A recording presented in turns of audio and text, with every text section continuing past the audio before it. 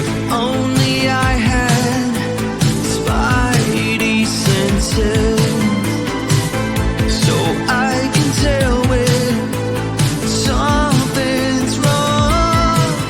Oh, and I'm in search to protect this heart from breaking into pieces. Where's my hammer? Where's the shield? Oh, the strength to carry the weight of the world. Fly high into the sky. I'll catch you if you fall. I'll catch you if you fall. Fly high into the sky. I'll catch you if you fall. I'll catch you if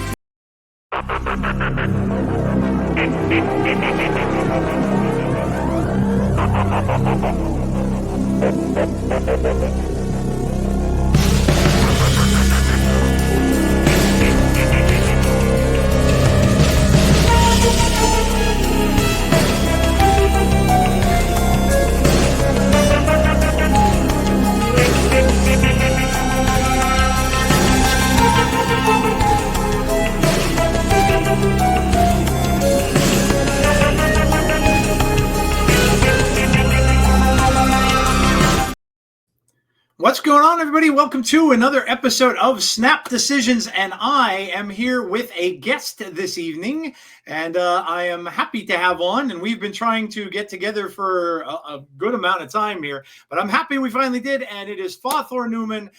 Welcome, man. I'm very glad to have you to the show tonight. Appreciate it. Yeah, absolutely. Thank you for having me. I'm excited to be here. It has been quite a bit. Yes. We were talking before the show a little bit, and it's oftentimes, and I commend you, because now you've been doing Snap stuff for how long? I started like a year and a half ago Okay. making YouTube videos. Okay. But I got the game right when it came out, like the day of. Okay. So you've been creating for, what'd you say now? About how long did you say it was? I'm sorry. Yeah. So Snap content for about a year and a half. I Okay. started off making videos of me playing chess. Oh, trying to okay. get better at Wow. that. Nice. But yeah, that was a very different time ago. So That's cool, man. So now you're doing you do gameplay along with your videos and stuff, right? Yep. Okay, nice. Okay. Anyone who, like, especially you, family guy, you've got kids and stuff like that, I commend you for that. I don't know how you find the time to do it. It's like, I don't. I was gonna It's say, rough. man, like it's hats off, because I don't know that I could have ever done anything like that. So that's awesome, Yeah. man. That's really My cool. I appreciate it. My original flow when I first started was I would wake up at 4:30 in the morning, Oh my go God. record my video before I started teaching, and then I would edit it quickly and get it uploaded either that day or upload it for the next day. Okay. And that killed me. Getting 6 hours of sleep with two kids. Yeah. Oh yeah, So I can't. that's calmed down quite a bit. I can't do that as much anymore. I love streaming though. I love it so much. Yeah, you know what? It's fun. I don't get to do it as much. One of my pods I do live every week now. I do that on usually Tuesdays, and it is. I enjoy it. It's fun doing it. I don't get a ton of people out, but for the people I do, it's cool talking to people and stuff like that. So you're a teacher too. Yeah. That's so many people in the Snap community are teachers. Alex Coach is a teacher. My wife's a teacher, actually. Glazer is also a teacher. Glazer's a teacher. Yeah, that's right. Yeah, that's cool. I don't know what the draw is. I don't know how it happens. I think the idea is that we're eloquent enough that we can kind of pull people in. And it's just another outlet for speaking, especially being so close to COVID, where we didn't get to do that as much. That's a far reach maybe, but that's why I got a mic anyway. So I know, you know what? I totally get you, because that's kind of when I started podcasting. Like I wasn't, we were all, obviously everybody's stuck in the house. You have nothing really to do. My daughter reaches out to me and she's like, Dad, you should podcast. I'm like, I'm like 52 years old. I have no clue what I'm doing podcasting. And she's like, Dad, it's an app, for God's sake. She's like, you install the app, you talk into the app. It's super easy. So she's the one who got me doing it. And that was when I started myself and a friend I met in like a wrestling. It was someone else was doing like a wrestling watch along online. And we just happened to both be in the chat. We started talking a little bit.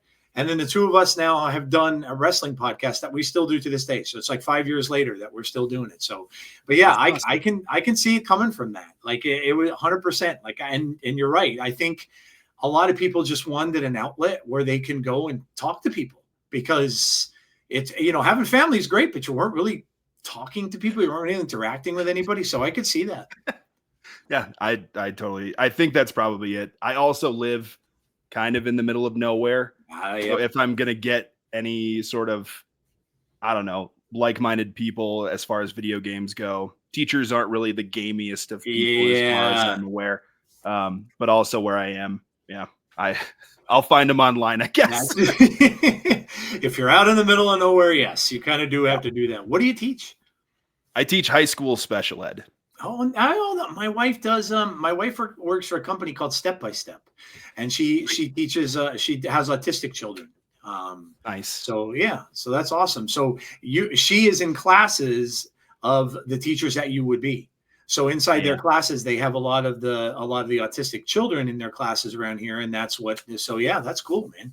What is the term for? I know that up in Michigan where I used to live, it was a paraprofessional. Is that kind of what she does? I'm going to ask her. She's right here. Hey, hun, what is the title of your profession that you like teaching the autistic kids?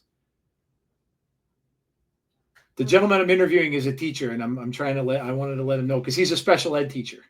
Oh, I'm a behavioral technician, and then there's behavioral consultants. Behavioral technician or behavioral consultant. Yeah. That's awesome. So I went to college initially to teach in Michigan. It was called emotional impairment. Okay. In New Mexico, it's emotional disturbance.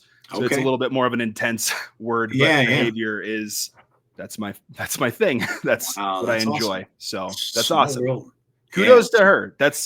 I have a tough job, but I think that might be a tougher job than mine because you're in the trenches all the time. It's reward. It's tough for sure. Like it's tough for sure, but it's rewarding too.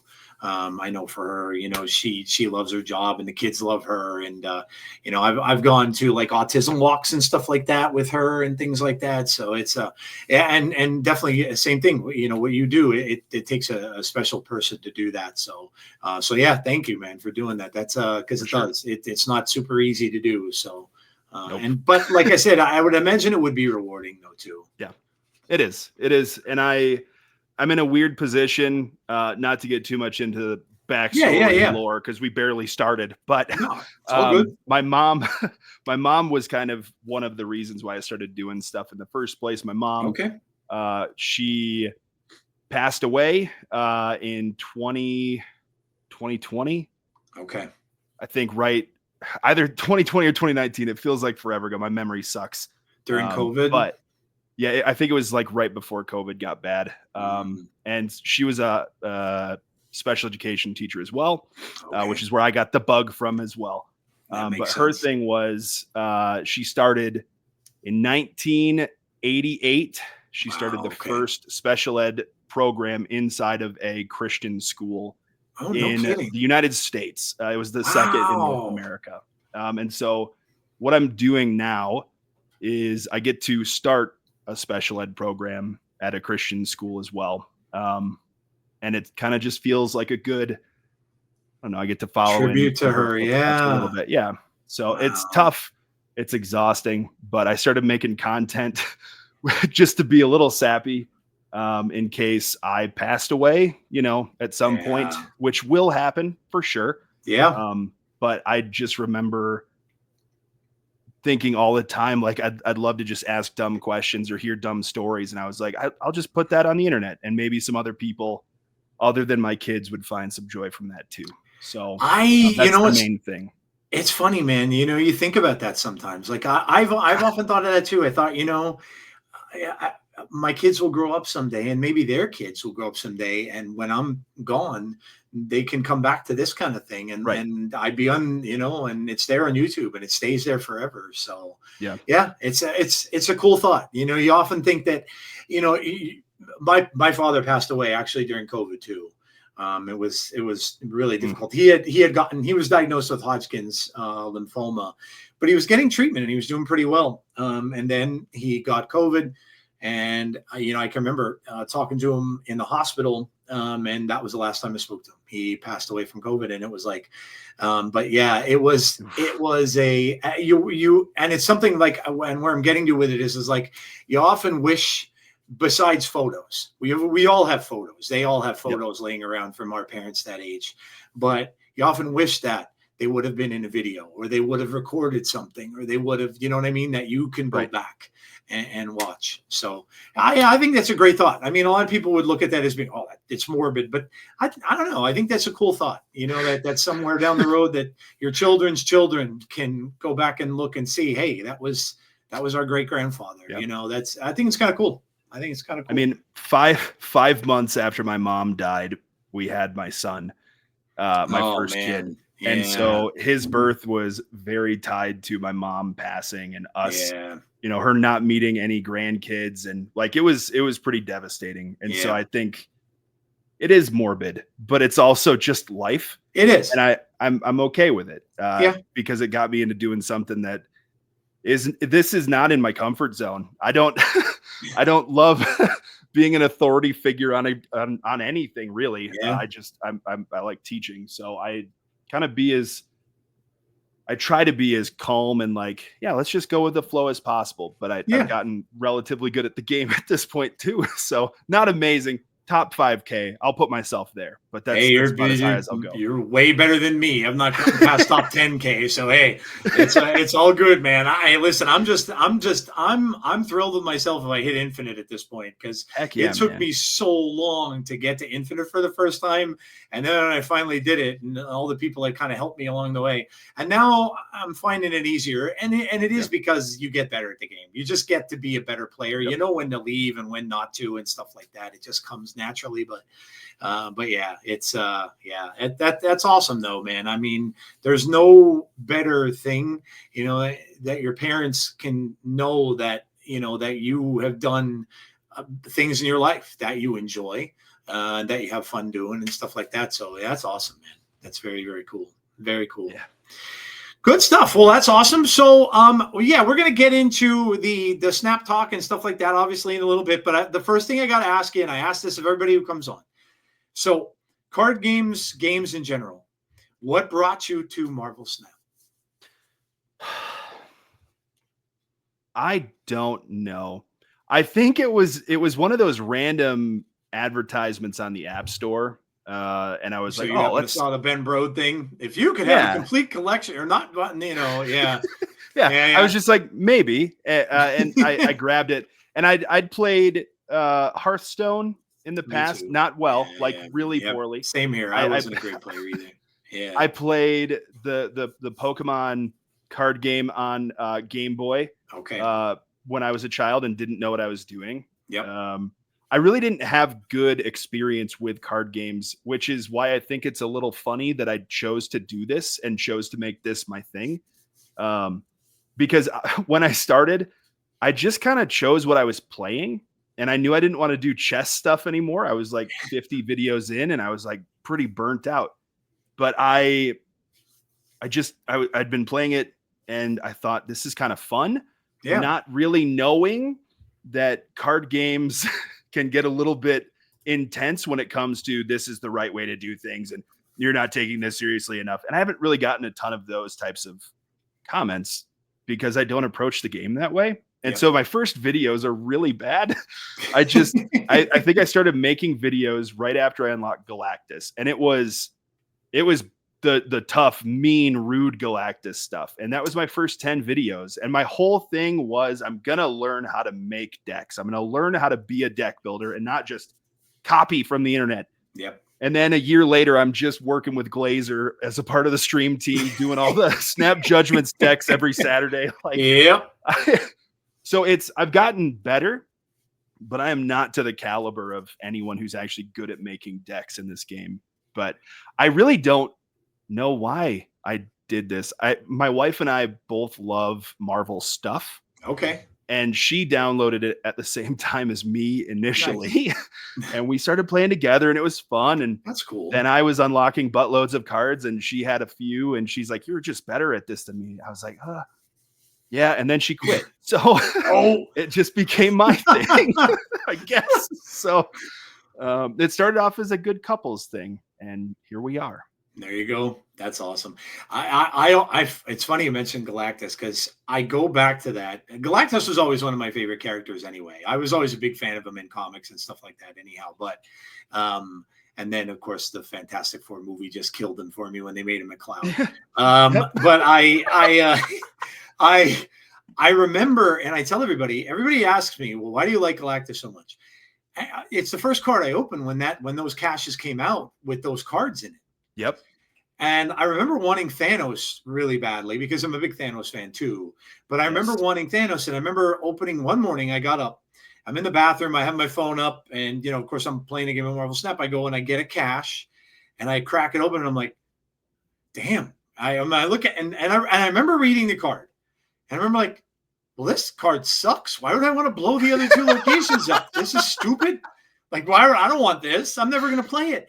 And then it took me a good 2 weeks probably playing the game until someone did the Spider-Man thing to me. And I'm like, oh, yeah, okay. And I'm like, and then from then on, it went off the rails. Cause then I was one of the only people that have it. And then I just started doing it. But if I tell everybody, I'm like, had I known when I first got that card, because probably hardly anybody had it. Had I known that, I probably would have been infinite back then. Yeah. But I was like, I had no idea. I thought the card was terrible.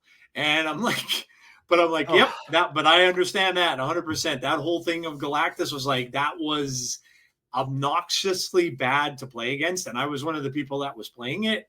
So I would feel bad to do that.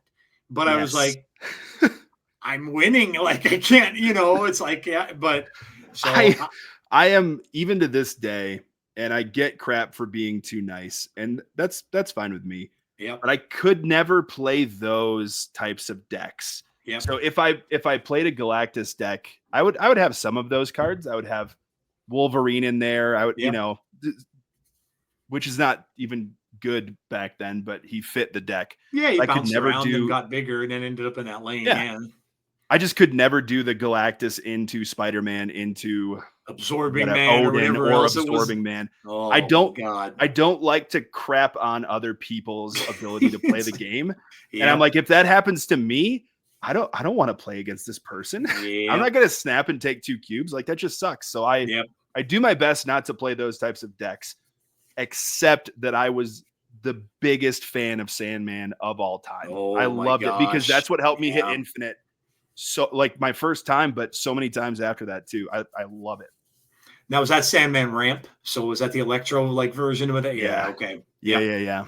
Those were it was so easy to do exactly what I wanted to do. Oh yeah. And if I didn't get it, I knew just run away or don't snap. And if they snap, just get out of there. I was good at that. I knew what I was doing, but I didn't understand that that's basically just as toxic as, Galactus, Spider-Man, depending on what you're playing against. Yep. Yeah. I'm similar to you. Like, now I find it hard.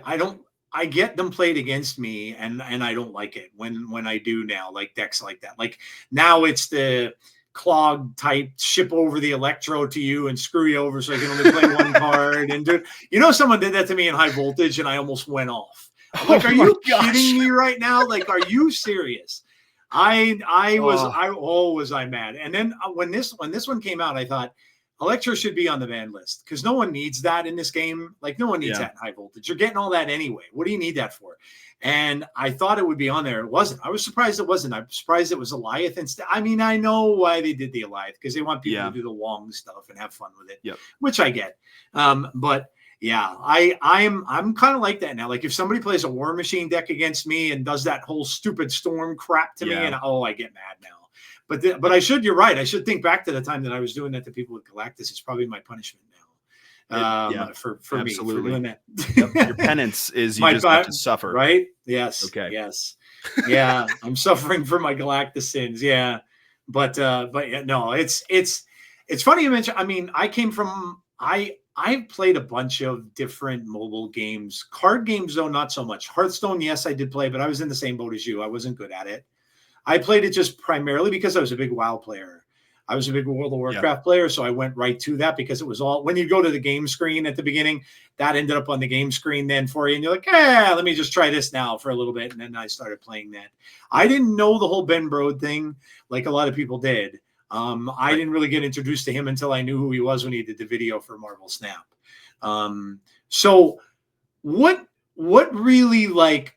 I mean, now you had said that you and your wife are Marvel fans, comic book readers. Movie fans. Yeah. Okay. So you're fans of the MCU stuff. Yeah. And she hadn't watched anything. I think probably we watched everything quickly before Endgame came out. Okay. I don't remember what year that was.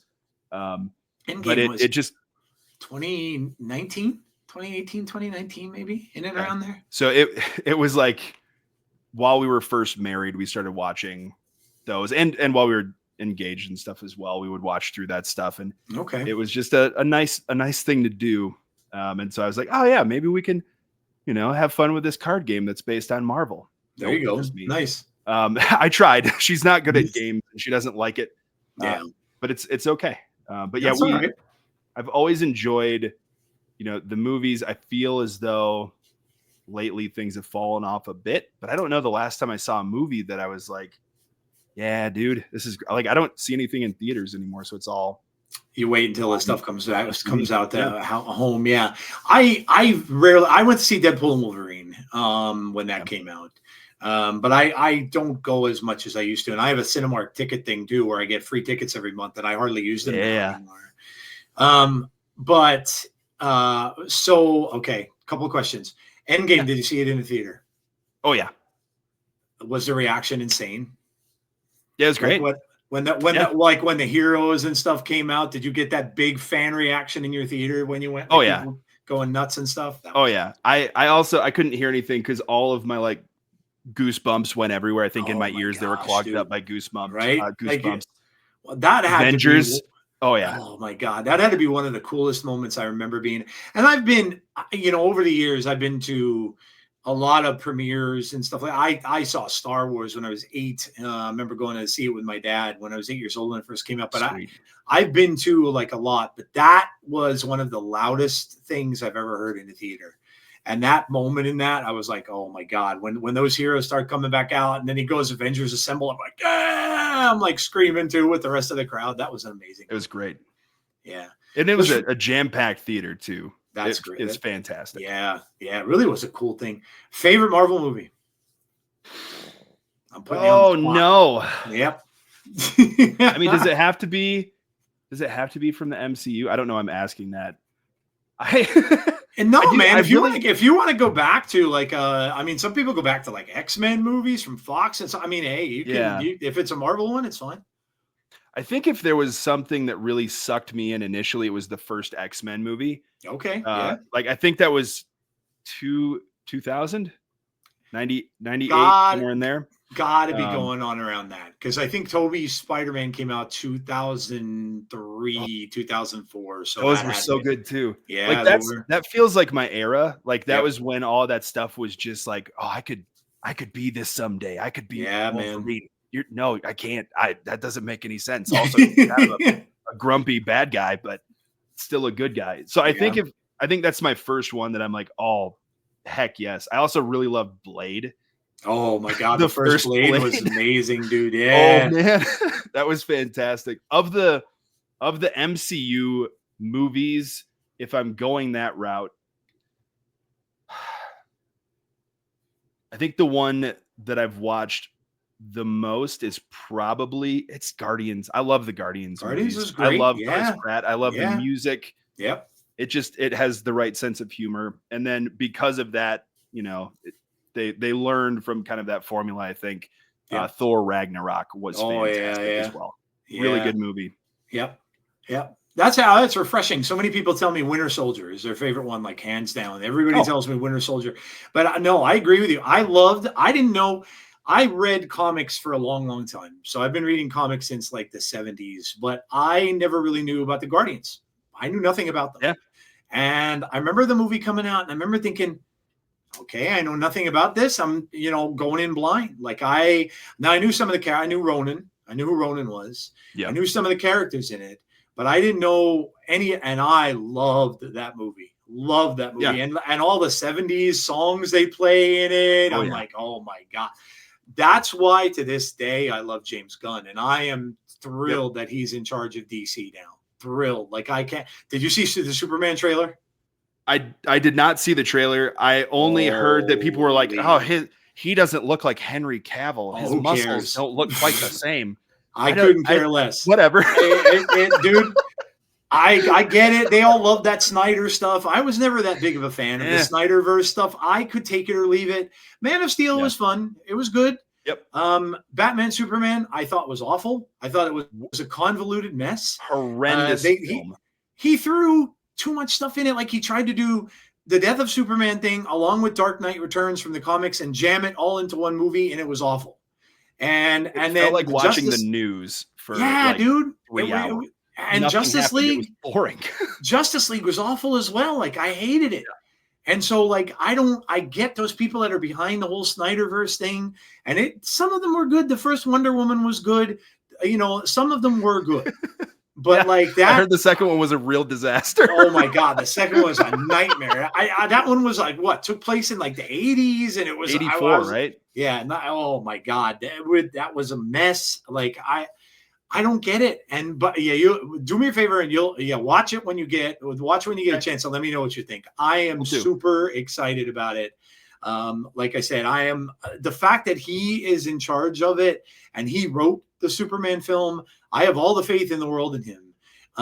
Disney made a big mistake when they fired him over that whole Twitter BS that they did. And I think they're going to regret it. I really do, because they had such big plans for him. Like Kevin Feige wanted him to be in charge of the Universal stuff. Like he wanted him in charge of all Marvel space stuff. So he would have been doing like Fantastic Four. He would have been doing like all of the stuff that's happening out in the galaxies and things like that.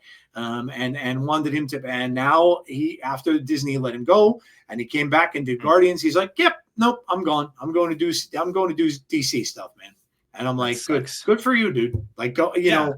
So I'm rooting for him, and I'm excited about where that's going to go. So, yeah, I feel like he had the best voice. Yes. Of all the, like, you could feel the movies that he made. Yeah. And like they had a jokier tinge to them they anyway, did. But it flowed, I guess. I don't know. It felt like a movie that you could take out of the MCU and be like, oh no, this is a good movie. It's not just it's Captain America 5. Here, let's see who he fights this time. Like, it's its own thing and it has its own feel. Did he do Thor Ragnarok? No, that was Taika Waititi. Taika Waititi did that. Yeah, but he's another kind of a director who likes to use humor in his films.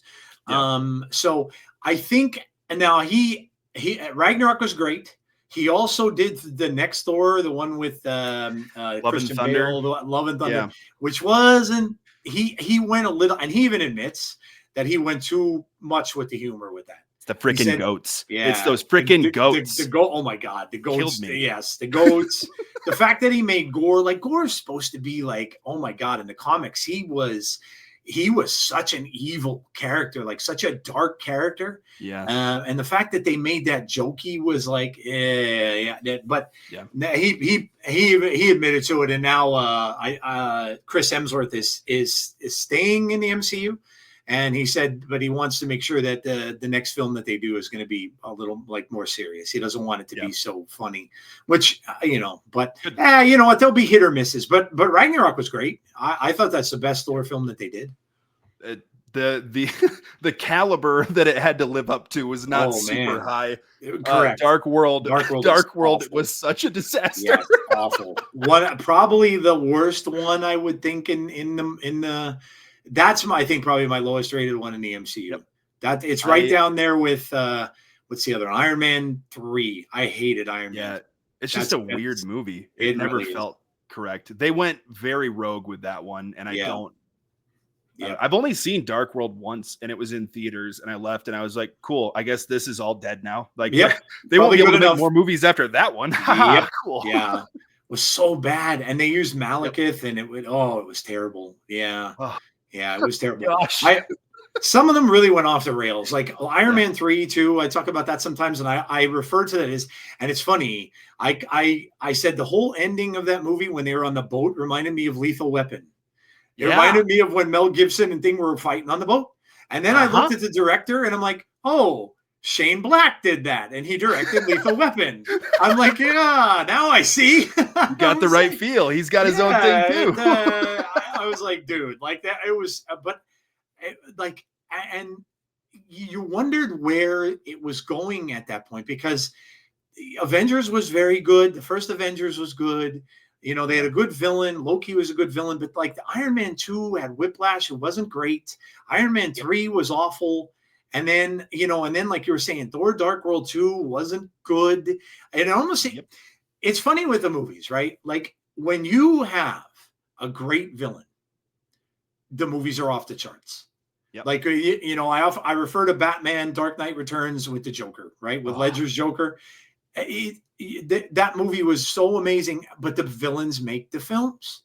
Yep. And I was just talking about this on my podcast, I think a couple of weeks ago, like the newer Marvel films, some of them, you don't even know who the villain was. Like the Marvels, like, okay, that's Ronan, but you didn't want to use Ronan. So you bring in a girl that's basically Ronan.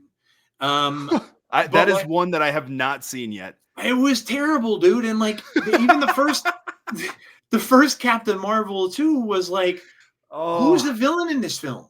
Like it was the Marvel guy was the bad guy for a little bit, but then who? Like there's no, if you don't get a good villain in a comic book movie, I think you're screwed. You're doomed to fail. They just don't do well. And then of course you had Infinity War with Thanos. Okay, he's one of the biggest villains in the comic books ever, like one of the biggest villains you can get. So that's what the way I look at a lot of them. Like if they have a good villain, they're probably good. At this point where it's just going to Doom, right? But we haven't seen Doom in anything other than, the Fantastic Four movie with Michael Chiklis. Oh my God. Yuppie Doom. That's Yuppie Doom. Oh, that was so good. I call him Yuppie Doom. And then the one where he rode the damn surfboard in the Silver Surfer movie, I'm like, dear God, I forgot he was in that. This might be a bad parenting moment, but I was at home sick with something. Like I'd been in bed for days and my son just wanted to hang out with me. And I was like, okay, we're going to watch this movie. And I watched he was 3 years old. We watched the Fantastic Four movie, the Michael Chiklis Yuppie Doom one. And the language is a little iffy sometimes. It was, yeah. He thought that movie was so much fun. That gives me so much hope. I'm so excited for the future to go see movies in theaters with him. Oh my God. If he enjoyed that one, then he's probably going to love the Marvel one that they're doing this summer, the Fantastic Four, because it's going to be so much better. I hope it's good. I have faith that they will do that better than. Look, I mean, I get it. The Fox universe, and when the end of Deadpool and Wolverine, when they kind of said goodbye to that universe, and they did a big tribute, and it was almost like that whole movie was kind of a tribute, right, to all that, like the X-Men characters they had in there. Blade being in it was amazing. There's only one Blade. I'm like, yes. Correct. and then Channing Tatum is Gambit, who was supposed to be Gambit for the longest time. And they even had Elektra in it from the Daredevil film with Ben Affleck. I'm like, see, but that's what we had. And for us, like I even to this day, I'm like, I love when I went to go see that Daredevil movie. My wife and I went to see that with Ben Affleck. I loved it. I thought it was the best thing I ever saw. I'm like, this is amazing. And then you don't realize how, when you watch it now, you're like, the Netflix one just makes this look like garbage. It's like, but I'm like, but that's what we had back then, you know, and it is nostalgic when you grow up with that. Yes. And like you were talking about, Toby Spider-Man. Oh my God. When I went to see that, I was such a big Spider-Man fan as a kid. And when I saw that, I'm like, I've been waiting for this for years and years. I remember going to a theater when I was probably about 12 or 13, walking into a movie theater, seeing a Spider-Man cutout standee inside the theater saying Spider-Man movie coming to Carolco Films, and it never came. Never, ever happened. Oh. The rights went under, Carolco went under, and they never end up doing the film. And so I remember seeing that, and I'm even listening to that song at the end of that movie, that Nickelback song called Hero. I didn't leave till the credits rolled. I'm like, this is I don't want to leave. Like, this was amazing. So, but again, like you said, that's what we got. And that's such a cool part of all of this. Like, I say it all the time. I get to see stuff that I read in comics that I never, ever thought I'd see in a movie, which I think is the most amazing thing ever. And that's what drew me to the game, because I just enjoy all this stuff. So that's awesome. Yeah. I mean, I have always been a huge movie guy. And I grew up, you know, my parents watched a ton of movies with us. But I find finding a good movie to be like uber rewarding. And I think that people give movies in the MCU crap just abroad for being like schlock. And for me, like, there are some legit acceptable movies. Like, again, Guardians, I think those are good movies, even though they're in the MCU, right? I agree. They're enjoyable and they're wonderful. If you want my hot take on movies, and if you get any downvotes on this video, it's because of this take. So direct those to me. The Amazing Spider-Man movies, the Andrew Garfield ones, those are some of my least favorite Marvel movies, period. Because they feel like Twilight Spider-Man. It just feels like he's this hunk and we're gonna get the girl, and it never feels like there's stakes, and it until the end of the second movie. Like, I can see that. I can see that. Those movies bother me so much. I call Andrew Garfield emo. I call him emo Spider-Man. Sure, that was emo Spider-Man for me. He's a Spider-Man skateboarder for me. Yeah, right. He's trying to be cool. He was. I can see that. He wasn't nerdy. He was like, I mean, he got picked on, but still, he was, he was a skateboard guy. I can see that. They definitely were the times. They went with the times for them. But again, see, now that to me goes with, and to this day, I keep rooting every single day for me to read something that's saying that Sony is going to sell that property back to Marvel, because they have ruined Spider-Man forever. With all of those films, again, the Toby films were great. Yeah. The Andrew Garfield films were not. And then they went on to do all of those garbage villain films without Spider-Man in them that were just crap, like out and out crap. Oh. They were just the first Venom was okay. Really? I didn't like that one. It was okay. I'm not going to say I liked it. It was. Sure. It had moments. It wasn't as bad as Morbius. Correct. Oh my God, Morbius! I actually sat through Madam Web. Oh, I couldn't do it. I couldn't bring myself to sit down and say, yes, I'm going to spend my 2 hours of free time watching this. Don't waste your time. Don't waste your time. A friend of mine and I laugh, right? Because when Sony first went through all this and they made a schedule up, they had put out schedules of planned movies that they wanted to do. And we looked at this list, and to this day, we crack up laughing when we read it.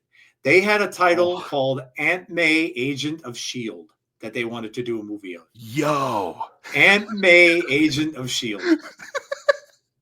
That sounds fantastic. Oh my God. Like, I've just gone what are you doing?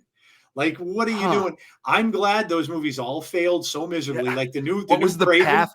Where were they going? I don't know, dude. Like, they were going to do Aunt May, Agent of S.H.I.E.L.D. They had another one they were calling Black and what was it? Black and White. They were going to do a Black Cat, Black and Silver. They're calling it Black and Silver. We're going to do a Black Cat and Silver Sable movie. Oh, okay. Not Silver Surfer. That would be no Black Cat and really Silver weird. Sable. But again, no Spider-Man. No Spider-Man. Yeah. Why do you need Spider-Man villains or why do you need Spider-Man in movies with Spider-Man villains? Oh, dude, that's so. Madam Web actually had a young Uncle Ben in it. Really? Yes, young Uncle Ben. Okay. Showing Peter's mom having Peter Parker, which was supposed to be the Andrew Garfield Peter Parker. So it is a convoluted mess. They released the Craven film, it tanked, and now they're saying, I think we're done with all this, and we're just going to focus now on Spider-Man 4 and the animated stuff. And I'm like, yes. Did they do the Craven movie because Craven was like one of the bad guys in the Spider-Man game, the Spider-Man 2? Like that was the only reason. I'm why guessing I thought that maybe had it to make sense. I've heard so many rumors. Like I actually heard a rumor that they do that because when they use the villain, Marvel then can't. Really? That's what I heard and read in a few places. So that because it's out there and it's in a theater and it's under Sony's name, then Marvel can't use it. Oh, sure. So but I don't know that they were going the Craven route anyway at this point. No, a little bit more astral big bads at this point, I think, to keep it going. I'm just glad they're giving up, and I'm glad. There was even a rumor. Someone put out a rumor recently. It was probably a few weeks ago where they were saying they were even maybe considering selling the rights back to Disney and Marvel. So I'm like, please do, because crazy. I don't need any of their garbage films anymore. But yeah, no, I agree with you. I can remember my family went to see Andrew Garfield's first Spider-Man with me. My wife went, and my daughter, my youngest daughter, I think, went with us. She was afraid of the lizard, so she was kind of young, was afraid of the lizard. But and I remember my wife coming out of that one, and she had watched the Toby ones, and she kind of enjoyed, and she's like, "Yeah, that wasn't good." I'm like, it's a disaster. Yeah. They weren't. They tried, but yeah, it just doesn't feel good. It does, like there wasn't humor. He wasn't a nice, good, relatable, fun feeling. At least for me. Yep. He wasn't a character that I really jived with, but Tobey Maguire's doofy, like happy, trying really hard, but kind of bumbly still. I always enjoyed him. I really enjoyed Tom Holland. Me too. I think he feels the most Spider-Man. I was going to ask about this too. Did you see the trailer for the animated Spider-Man series? Doesn't that look awesome? Dude, that looks amazing. That is coloring. Like 60s art. Oh, yeah. They're using like old so 60s nice. art. Dude, it almost looks like Steve Ditko's artwork, which is amazing. Yeah, I'm excited for that. And that's supposed to be Tom Holland's origin. So that's when he first that is the Tom Holland Spider-Man. That's what they're conveying. Like it's him before he meets Tony Stark. And everything that happened to him before when he first gets bitten by the spider and all that stuff. So I'm down. Yeah, that looks awesome. Super stoked. It looked really nice. They dropped the H word in the trailer, and I was watching it with my son. Yeah, I was like, "Oh no, bud! I'll watch this, I guess." They're doing good with the animation stuff, man. X-Men 97 was chef's kiss, amazing. Like I loved it. Couldn't believe they did the whole pulling the adamantium out of Wolverine's body in the episode. I'm like, that's amazing. But yeah, the animated stuff has been really good. Absolutely. I'm down. Yeah, I'm down with that. And we're getting more of it next year. I think they're doing Marvel Zombies. They're doing some Wakanda show that's coming out that's animated. The Spider-Man one. I think there's 4 of them that are coming next year. And then of course, What If just finished up, I think yesterday, the 3rd season of What If. But yeah, that stuff is very good. Really, really good. So I'm still waiting on Across the Spider-Verse or whatever the next one is. They've been great. I'll hand it to Sony with those. They have been awesome. Truly, the first one, probably the best superhero movie. Period. I think that those have the best feel of any superhero movie. And it's dark. Yeah, but it's nice. At the same, like I love it. It's it's so good. So good. Man. when I saw 2099 in the last one, I'm like, oh my God. I remember collecting those comics when they first came out. I'm like, they have Miguel O'Hara in the movie. I'm like, yes. And he was perfect too, because that's how he was in the books, man. He was not like this jovial, he was not like Peter Parker. He was, deadly serious. He was, he was not a jokey kind of a person. So I loved it. Yeah, man. They're fantastic. I love it. Yeah. That's what I said. Sony, stick to the animated stuff. You've done that well. I'm good with that. Oh man. Oh yeah, it's great, man. I love talking about all that kind of stuff. The knowing where people came from, the background and stuff like that is. And I mean, that's again, I say it all the time. I know that, and I don't want to get your opinion on this stuff too. I know people have gotten down about this game recently. There's been a lot of negativity towards it. There's been a lot of, Pokemon came out and, that started the kind of downfall a little bit. And look, I understand all the pain points. I do. I get it. There are a lot. There are, card acquisition is garbage. It's bad. There's no other way to really describe it or get around it. The new player experience, not great. That people returning to the game that leave the game for a while, not great. You've been on Glazer's podcast. He and I've been on his podcast. Sometimes we talked about this ad nauseum and stuff, and I get it, but I still will always, and I'm sure you do too. I will always try to keep the experience with this game as positive as I can. And that's how I do it, because I just love Marvel stuff, man. And I love talking about it. I talk about comic book lore in my show and go into the origins of these characters and talk about them when they were first written in the 1960s and some of the stuff. And I have a blast just talking about it. And that's why I enjoy the game. So, and I'm sure you're probably a similar standpoint. I think if I was uber negative while streaming or making videos, I'd probably have quit at this point. Yeah, because that's all that I would hear from chat then too, right? Yeah. So yeah. I don't need to live in that echo chamber. Yeah. I have my sticking points. I have my pain points. I saw you be incredibly positive about Bruce Banner, and that dude literally ruined an entire day of Marvel Snap for me because I tried so hard to make him work, and I freaking hated every moment of it until I was like, why am I even trying? It's a garbage card, man. Like, if I want to play Conquest or something, let's just do that. But if you're trying to rank up, just admit that it's not going to work, and it's okay. Like, not every card has to be that good. I thought he was fun. He definitely wasn't good. Like I played him in High Evo, and I'm like, I just enjoy playing High Evo from time to time. There's no way he's going to be a competitive card because it's too random. It can win you games, sure, but I will say this: my first 5-6 games I played with him, he literally hulked out every single game I played. Nice. Every single, so it matters. That's what matters. That's great. If he doesn't, and you get screwed, and he doesn't hulk out in 10 straight games, then no, the card's garbage. Yeah. I mean, but again with that, I looked at that card I think just the visual was cool. The fact that he was a card, and I talked about it. I think in the game, he's the first alter ego card we had. We don't have a Peter Parker. We don't have a Tony Stark. He's the first alter ego card we got. And then the fact that he changes into his character, I just thought was cool. Yeah. Was it good? No, I would never sit here and say it's a good card. It's definitely not. And in fact, I think I even told people, if you are low on resources, don't get it. Skip the week. But yeah, I think just sometimes people need to just kind of have fun with the game a little bit. And stuff like that. And for you guys, you yourself, for streamers, and I said this even back in the day, when RSM first came out, I'm like, this is going to be a really cool card for streamers because you could just play RSM days if you want to.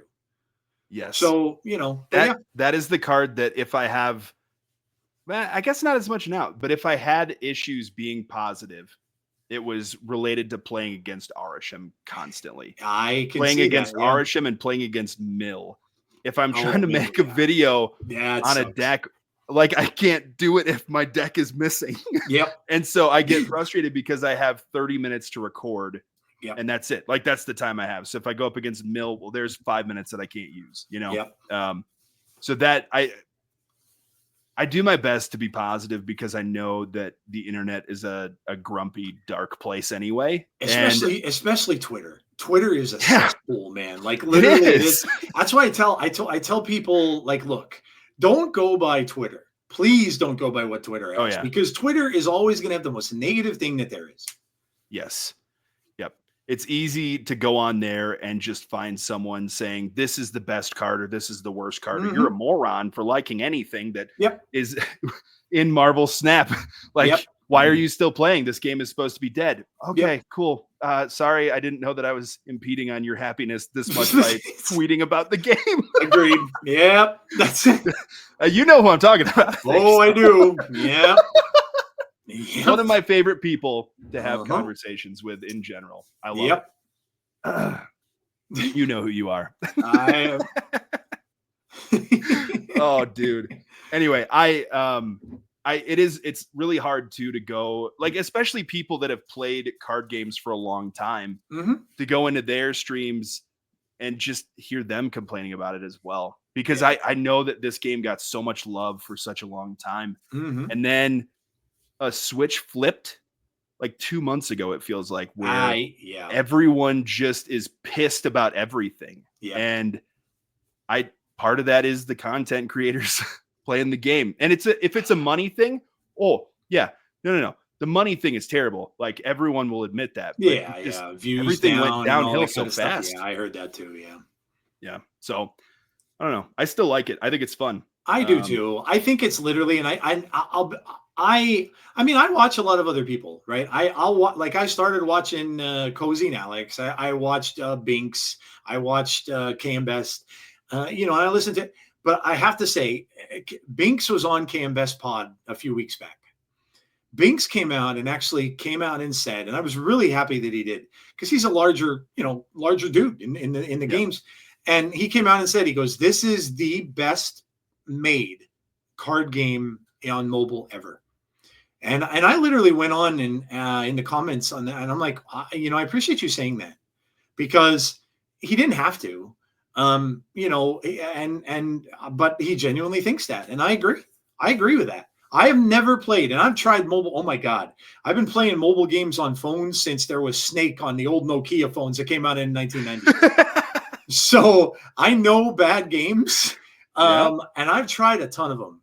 But honestly, he's right. This is the best play, the most well played card game I have ever played so far. So yeah. It's so accessible, and I think that's, and it's short. Like, Yeah. Let's just do a commercial now. Why don't we? Yeah. Right. Yeah. Like, you can play games on the toilet. Yeah. Let's do it. Like, that's the thing that's a big deal about it, is it's accessible for people like me that didn't have a ton of experience before. And you can learn a lot by watching other content creators or just experimenting yourself too. But it feels so much more attainable, other than that it costs basically $80 to $100 a month to play the game and get all the cards. Right. That's the big thing. But the game is so good. Yeah. It's so much fun. I agree. I wouldn't do this, and I'm sure you're the same way. I wouldn't do this if I didn't have fun playing this game. Yep. Yeah. Yep. I agree. I've had times where I got burnt out, but it was because I hated the meta and I was too highly ranked, and I was annoyed that I just went against the same freaking decks over and over, and I just wanted to play what I wanted to play, but it was easily countered by whatever was going on. So those are the moments where I'm like, I just gotta wait a week or 3 weeks. Yeah, things will change and it'll be okay. But those are the moments when I get burnt out, is when I'm trying to do something and I literally can't because of where the game is currently at. Yeah, that makes sense. Yeah, like the metas I hated. The hella meta. Oh my God. That was not fun at all. Oh my God. Unless you were playing it, forget it. Like the thing with that deck was there's really no way to counter it. I mean, that was even before, like, you just play Cosmo. That's all you just throw Cosmo where they're going to play the hella. I was just going to say, right. They'll just play it on another lane. Like, it doesn't matter. Right. Absolutely. And you're sticking in the game. Like, I remember I'd be in the game so many times and I'd be like, they're not going to have the hella. They're not going to have the hella. They're not going to have the hella. Get to the end. Damn it. They always have it. I'm like, yep. Yeah, Always. Just like they oh, always have Eliath and Arisham, even though there's freaking 27 cards or whatever it is, 24. Yep. It's Yep. a miracle of RNG Yep. every single time. Yep. Oh yeah, So for lucky. sure. But I 100% agree with you. Like, and that's what I think a lot of it is. And I think, like, from a player standpoint, I think sometimes people like, and look, like you were saying, it is okay to take a break. Now I know people don't like to necessarily take a break in the game because then they miss out on cards or whatever like that. But you can, if you're not, like, I'm collection complete. I have every card. So it's for me, I'm Me getting too. every card every week anyway. But if you're not and you're saving resources, you can kind of plan like, okay, I'm probably not going to get this card anyway. So I can take a little break. If you don't like the meta, that's the perfect time to do it. You're like, Right. I'm just going to take a couple of days off. I don't really like the meta anyway. And I'm not getting this week's card. So it's not really going to matter. So there's ways that you can do that. But yeah, I think that people, if they took a step back and realized sometimes why they're angry with the game, probably a lot more people would be making the statement that you are. They might be just angry because of the fact that the meta is bad and they just don't like the meta. Right. So yeah, I think it's probably the wrong analogy, but it's like the square peg round hole idea. Like, you want to play what you want to play. It does not work. And that sucks. But you also just have to admit that it's not going to work for another couple weeks, and it's okay. You could do your weird Sandman thing. You could try to bring back OG Sandman and do all that stuff but it's not going to happen, and it's okay. Yep. That might have been to younger me, but that's, you know. Hey, I learned that lesson. FaThor. I learned that lesson back when I was playing Magic. I was very stubborn in Magic, and I played what I wanted to play. And I was a straight black player that played discard. That's all I played. Sweet. But I would come up against decks that I could not beat. And if somebody's playing, like, for instance, blue-white with counter spells and ways to get rid of my creatures, I was dead. And there was nothing around it.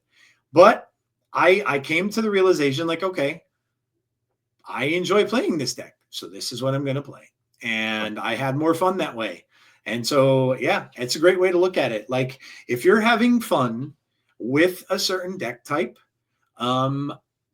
just keep playing it. And like you said, it's not always going to work. To this day, I'll bring out the Galactus decks, man. And you want to talk about not working? They are extremely hard to get to work. But I'll bring them out because I enjoy playing them. And I'll bring them out and I'll shock people. Like, they won't expect it. The other day I played, what did I get? I got the location that only allows you to play one card. They played a card. They played a card, the Thanos, the throne one. They played a card on the other side because we both waited. Yeah. We both Space Throne. Yeah. We both waited until, like, the last turn in the game. They played a card in that last turn. They had priority. They put a card that was 4 points down. And I'm like, I have a Galactus in my hand. Look at that. And I'm going like this. He plays all his other cards in the other lane, thinking he snaps. I'm like, oh, are you going to be mad at me, dude? Like, he did not expect it in any way, shape, or form, because I wasn't playing a deck that would have even given him any clue like I was playing that. And no Symbiote Spider-Man, none of that. And then I plunk it down, and I end up taking 8 cubes off of him. He just fist bumps me. And I'm like, what could he do? Like, there was no way. Right. Like, it was probably one of the few games that I won for the entire round that I was playing. He could have saw it coming. That's just how Galactus is visible. If there's no cards, there could be a Galactus. That's just how it goes. Yep. Yeah, I love it. It was just one of those sneaky plays. I'm like, oh my God, he played a 4-point card on here. I'm like, yes, I'm gonna get, Toast. But yep. And awesome. So it was like, but it's, if you have fun doing it, just do it. That's how it goes. It's how it is with any game, really. You know, like, if you have, I go back to a day. There was, this had to be around when Endgame was out. There was a card game that came out called Marvel Battle Lines, and I talked about this on my show before. It was almost like they came up with like a tic-tac-toe board where you'd play these cards in different sections of the board. They would attack one another and stuff like that. And I just remember it being a huge money grab. Like, if you wanted the good cards, you had to buy these really good rare packs. And the packs could cost upwards of $75 to get a good card. And that wasn't even a guarantee that you did. And but I remember playing this game and I remember liking it. And I remember spending money on it. And I remember getting to the point where like Black Panther was coming out. And I remember them saying, oh, we're going to have this Black Panther set. And then all of a sudden, like a day later, they said, yeah, we're shutting this game down. I'm like, oh my God. Like, oh my God. Like, I just bought all these cards and these packs. I'm like, and they shut the game down just like that. That's so I remember like all of this and stuff. And then I'm thinking to myself that you guys think you have it bad? No. You don't understand bad. Like that was a money grab game, true money grab game with opening packs and everything. And, people are saying, oh, they need to get opening packs on here, just like they do in Pokemon. Sometimes that's not always a great thing. So. Oh, that's rough. Oh, I was so mad. I was so mad. Dude, I tried to find the game. I couldn't find it. I think it's getting mixed up with Ultimate Alliance as well. There's, I think the only time I saw it was on YouTube. And I think like if you look it up on YouTube, I think there's actual gameplay on there of somebody that actually played the game. But it was, it was so bad. Yep. Is it Marvel Avengers Alliance? No. Does that sound right? No, it was definitely. That looks like the craziest cash grab I've ever seen in my life. But no, Avengers. It was definitely. I'm pretty sure it was definitely called. Hold on, let me see if I could find. Sure. Because now it's gonna bother me. I know I had it. I'm pretty sure I had it right. Yeah, no, here it is. Battle Alliance. Here it is, right here. Oh, you're not gonna see because my stupid green screen. Now, oh, Battle Lines. Battle Lines. I got you. Battle Lines. Marvel Battle Lines. Okay. Oh, that looks rough. Yeah. What? The grid. The card grid. Yep. Yep. Oh, it would go. You play on this little goofy grid. Like I said, it was like a Marvel almost tic-tac-toe. Yeah, but that's amazing. They had the little statuettes of the characters on there that would fight across the little things and everything like that. I mean, and of course I wanted to get Thanos, and they put Thanos in because they were taking advantage of those movies, man. And they'd have Thanos, and they had Ebony Maw and all of his Black Order and everything like. And I'm like, yep. And it was a cash grab, in the worst way. And then all of a sudden, we're closing this down. I'm like, oh my God. So people don't realize how bad that you could have it. So, but all right, go ahead. No, that makes complete sense. Yeah. It also makes sense why people would get angry at Marvel Snap for seeming like it's just a cash grab constantly, but it's very different. There's still stuff going, and it's a good game at its core as well. Agreed. Yep. 100% agree. There is Bruce Banner. I should have popped that up when I had the chance. Very cool variant, by the way. The artwork on that's very cool. All right, so I figure we will chat a little bit about Snap, and let's talk about High Voltage, man. We just got the second round of High Voltage with Lasher. I finished it yesterday. I like this mode. Yeah, I like this mode, and I think I spent money to renew it twice. I think I spent gold twice, and I finished it yesterday. Nice. So I got Lasher. I got the Spider-Man 2099 variant, which is amazing, by the way, but I never use it. But like, what do you think of High Voltage? I like I said, I really dig this. There's no stakes in it. That, like, who cares if you lose? It doesn't matter. You're still getting points. As far as the way they switched it around, putting the main objective card at the end, I guess that's kind of smart. You get the variant first, and you get the main objective last. The jump, though, from your 1,000 credits one, which is your fourth one in, to the Spider-Man was huge. It's 5K. I'm in the middle of that grind right now. It's really, really big. But yeah, what are your thoughts on this? And like, would you like to see it keep coming back?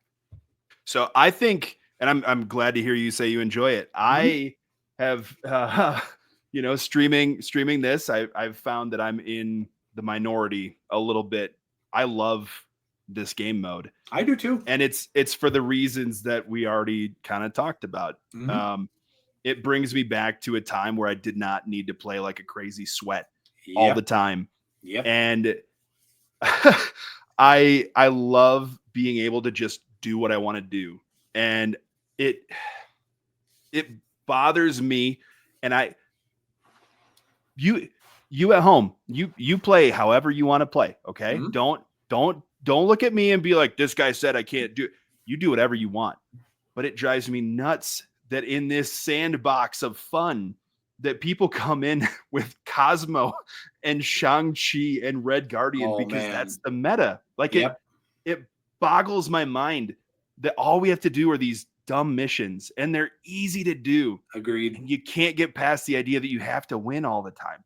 Yep. Now, if you love playing that way, I've never been a huge Magic guy, never been into other card games. And so seeing someone play Mill, I'm like, oh, your objective is you hate other people having fun. Got it. Same thing with Cosmo or bringing those types of things in, right? So I don't have this same understanding of other deck types and why someone would love to do that. Yep. So it could come from a little bit of a place of ignorance on my part. Yeah, and I'll admit that. But I love being able to go into a game mode and you can just play Namora. And you could just make the big Jeff or big Ebony Maw, like whatever you want to do. And if you're looking up decks from content creators, don't. This is literally the most fun you could have. Use your own brain and come up with something cool. Yep, 100%. I hate the idea that you go into this with a pre-built deck from Snap Judgments. I love Glazer so much. And I know that he was just on here. But this is our time. The plebs, the people that suck at this game. This is when we get to do what we want to do. Or something. You're right. And my whole thing is it's supposed to be fun. Like this is the game mode of fun. Just at its core, it doesn't matter what you do. No, it does not. Just have fun. Yep. So rant over. I've had that talk so many times on stream. Oh, I agree. I agree with you 100%. I agree with you. Like there's no other time that I like. I'm not a big Arnim Zola player, but in this, I don't mind playing it because hey, if I make a 300 and some Black Panther, I'm okay. Cool. This is you're right. This is where you want to screw around. You want to get those huge wombo combo things that are just gonna blow up the board. Like I know people like to play Shotgun Gambit in this mode too. Yep. And that's fine. Monsters. They're monsters as well, but that's okay. They are. They're having fun. Exactly. Like they're having. They fun could be completing a mission. I don't know. Yeah. They're skeet shooting your cards. But they are. But that's what you're supposed to do because you know that when you're playing ranked, when you're going for ladder and stuff like that, you're not going to want to play decks like this because nine times out of 10 they're going to fail. You're not going to get the combo you want, or your opponent's just going to stop you from getting the combo you want. So yeah, you're right. This is the way it should be played. You're getting a free card from a mode where there's no sweatiness to it. And that's the reason why when you look at this and you look at the diner, that's the reason why I can't stand the diner. The diner became sweaty and and stuff like this shouldn't be, but yet it is. And I understood the first one because Cassandra Nova was in there. And that was what they kept touting as the cure for Arshan. So everybody went in there with that in mind. Oh, I got to go get this card because I'm sick of losing Arshan. And so that's what they did. And then they made that sweaty. This past one I didn't think would be because who cares? King Eitri sucks. That card is terrible. King Eitri was awful. It's terrible, dude. I love him, but he's terrible. Yeah, it's terrible. Like but yet when I went in there they are again. I'm like, people are playing sweaty again in that mode. And I'm like, dude, are you serious? Like what? Yeah. But I agree. I had a very different experience the second time around though with Deadpool's Diner because I did play so slow. I wasn't in a rush to get King Eitri. Yeah. And it was the day before it shut down, maybe a couple days before. And I just had all these people. And maybe it's because they recognized me and they're like, we'll just give you stuff. Gave you stuff. They did that at the end with me too. Over and over. And I wanted to actually like play and have a good story. But instead, people just gifted me the last like 5 games in a row. And they didn't like, I loved it. It was a different feel. And I also enjoyed it more because I wasn't trying to get it. I wasn't trying to be It's Guest Gaming and get it within the first 3 hours, right? I was, and I love Guest. I love that dude. I do too. Against him at all. He did a great job. He got it before I think anybody else. He did. Amazing he did. Stuff. I watched that stream, and I remember thinking to myself, watching him do that. I'm like, oh, this looks super easy. I'm going to do the same thing. And then he kept coming up. Oh, I got a bot. And then I remember when I went and did it, I'm not getting any bots. Where are my bots? Yeah, I'm like, and it took me, I mean, it didn't take me forever. I think it took me a little bit, but I did not get it as fast as he did. But yeah, no, I wish they would have, and I've said this, I wish they would have, because he had talked about it during his stream. Like, why aren't they letting me put this video out there before the mode starts? Why aren't they letting me put the video out like at 2:30 instead of at 3 o'clock and have everybody be able to watch it? Because that's the first thing I did. When he said it was available, I went and watched the video. So I went in knowing how it was going to be, and plus watching him play. But he had mentioned that. I don't really understand why they didn't. So I don't know. Interesting. But I agree. Yeah. Again, just to bring it back, I think high voltage is a misunderstood mode. Mm-hmm. I think that it's truly just for fun. Mm-hmm. And there is a card at the end. You don't have to endlessly grind to get it. Nope. Just enjoy yourself. Yep. Because you're going to be back on ladder with no high voltage very soon. Here you go. Good luck. Or in Conquest for 40 minutes straight. Yep. Which gives you next to nothing now. Yeah. It's correct. Yeah. I agree. Yeah. It's you're right. You should enjoy it. And look, I think that, it's one of the things that I think we all want to see, because of we want to see new modes. Right. Like it's one of the things we all want to see because and if this is what we're going to get until they come out with something, then I'd rather see this every other month than nothing at all. So yeah, I agree. Cool. So that's a look at high voltage, and there is Lasher. I've got a chance to play with him a little bit. He's pretty good. I like him. He works well in like toxic decks. Like if you're playing Hazmat, if you're playing Ajax, like that kind of thing, he works pretty good in those decks. I saw Regis Kilbin made a deck where he just made him gigantic. Like he built him up with all those things, just made him gigantic and had him just win a lane with his ability, which looks fun. I watched that this morning. It looked Did great. You watch it? It fun. Yeah. But yeah, I don't know. I mean, look, it's a free card that we're getting that has a kind of cool ability. So yeah, I'm good with it. And the Spider-Man 2099 card looks amazing. I just wish he was a better card and more people would be able to play him. Yeah. No, absolutely. And I'll get Lasher at some point. We're still like, I don't know, 6K away, but it doesn't matter. I'll be fine. I'm good.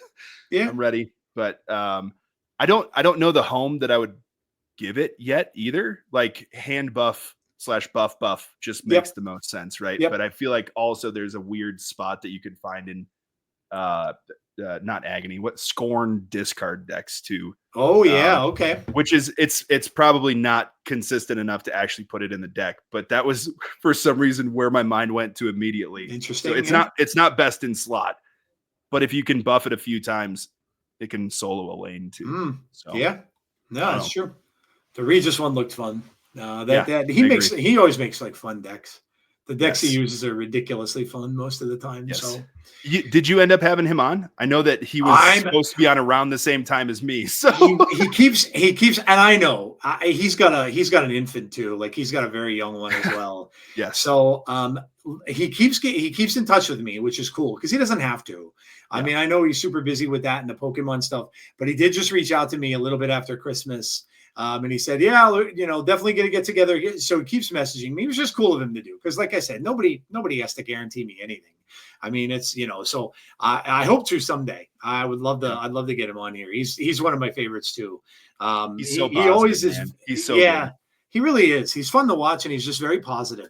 Like you never see him like bitching about things or anything like that. And, so yeah, I would love to have him on. So yeah, I hope I'll just keep getting, I messaged him back after the second time he messaged me. And then he's like, I really appreciate your persistence and stuff like that. He goes, cause and I'm like, and it was, a nice way to comment on it. It wasn't rude or something like, don't bother me. But yeah, so we'll see. Awesome. I hopefully I'll get him on at some point someday.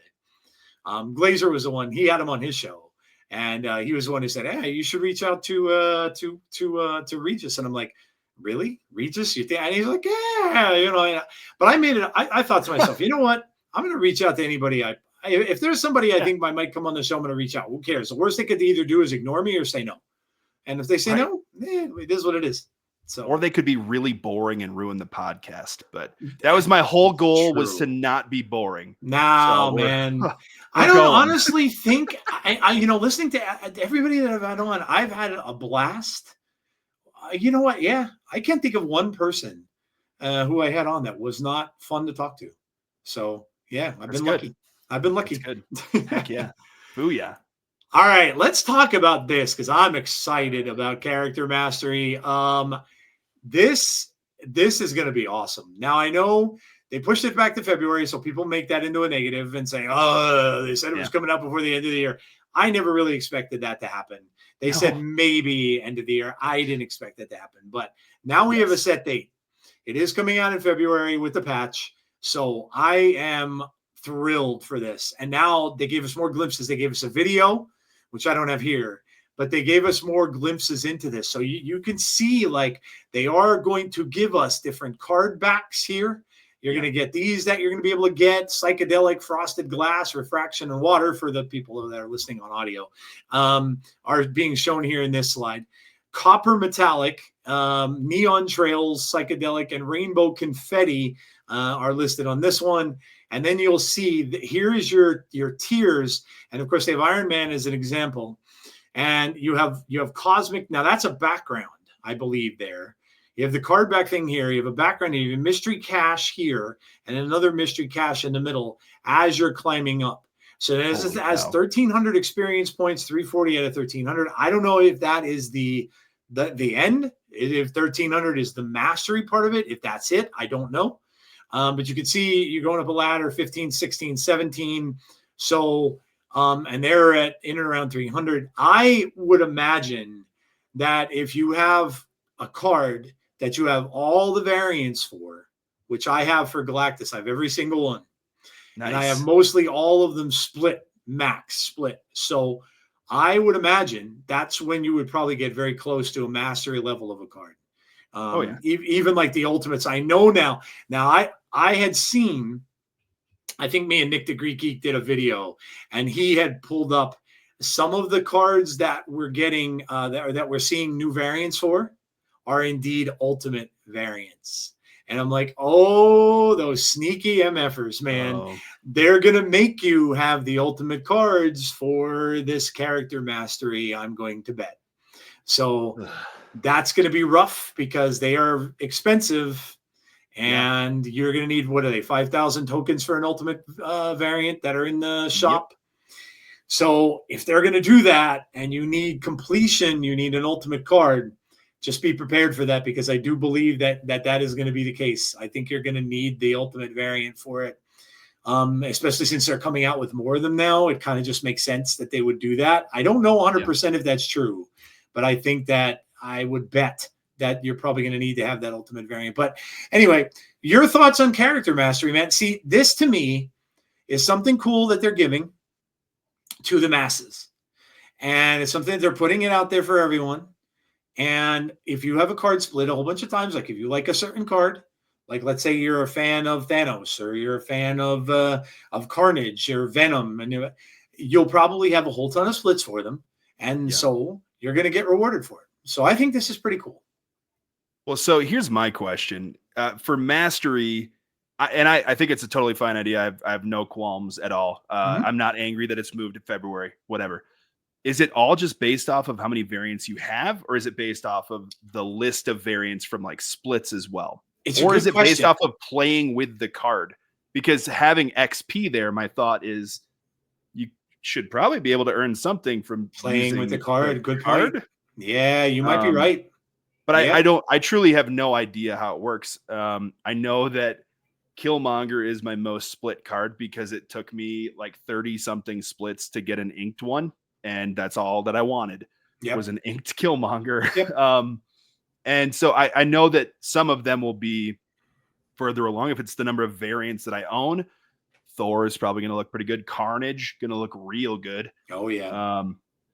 But I feel like there has to be some gameplay element to this too. You might be right. The XP, you might be right. Like they might add an XP element there where, yeah, you have the split part of it as much as you can, but maybe you do have to, as part of the reward progress, you might need to play it. You might be right. Because I do remember mastery them saying, in my mind, like that makes the most sense, right? Yeah, Like it does. if you use a card, like that's how you master a card, right? That's The true. name itself, Yep. but I don't.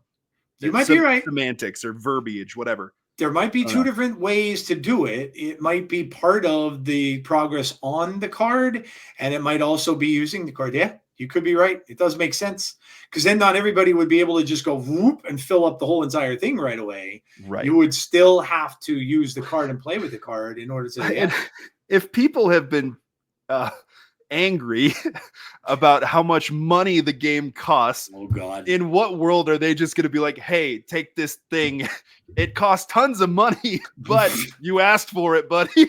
Yeah. Like, there's no way they would do that. Yeah, you're probably right. Yeah, know. that would be a bad, very, very bad vibe thing to do.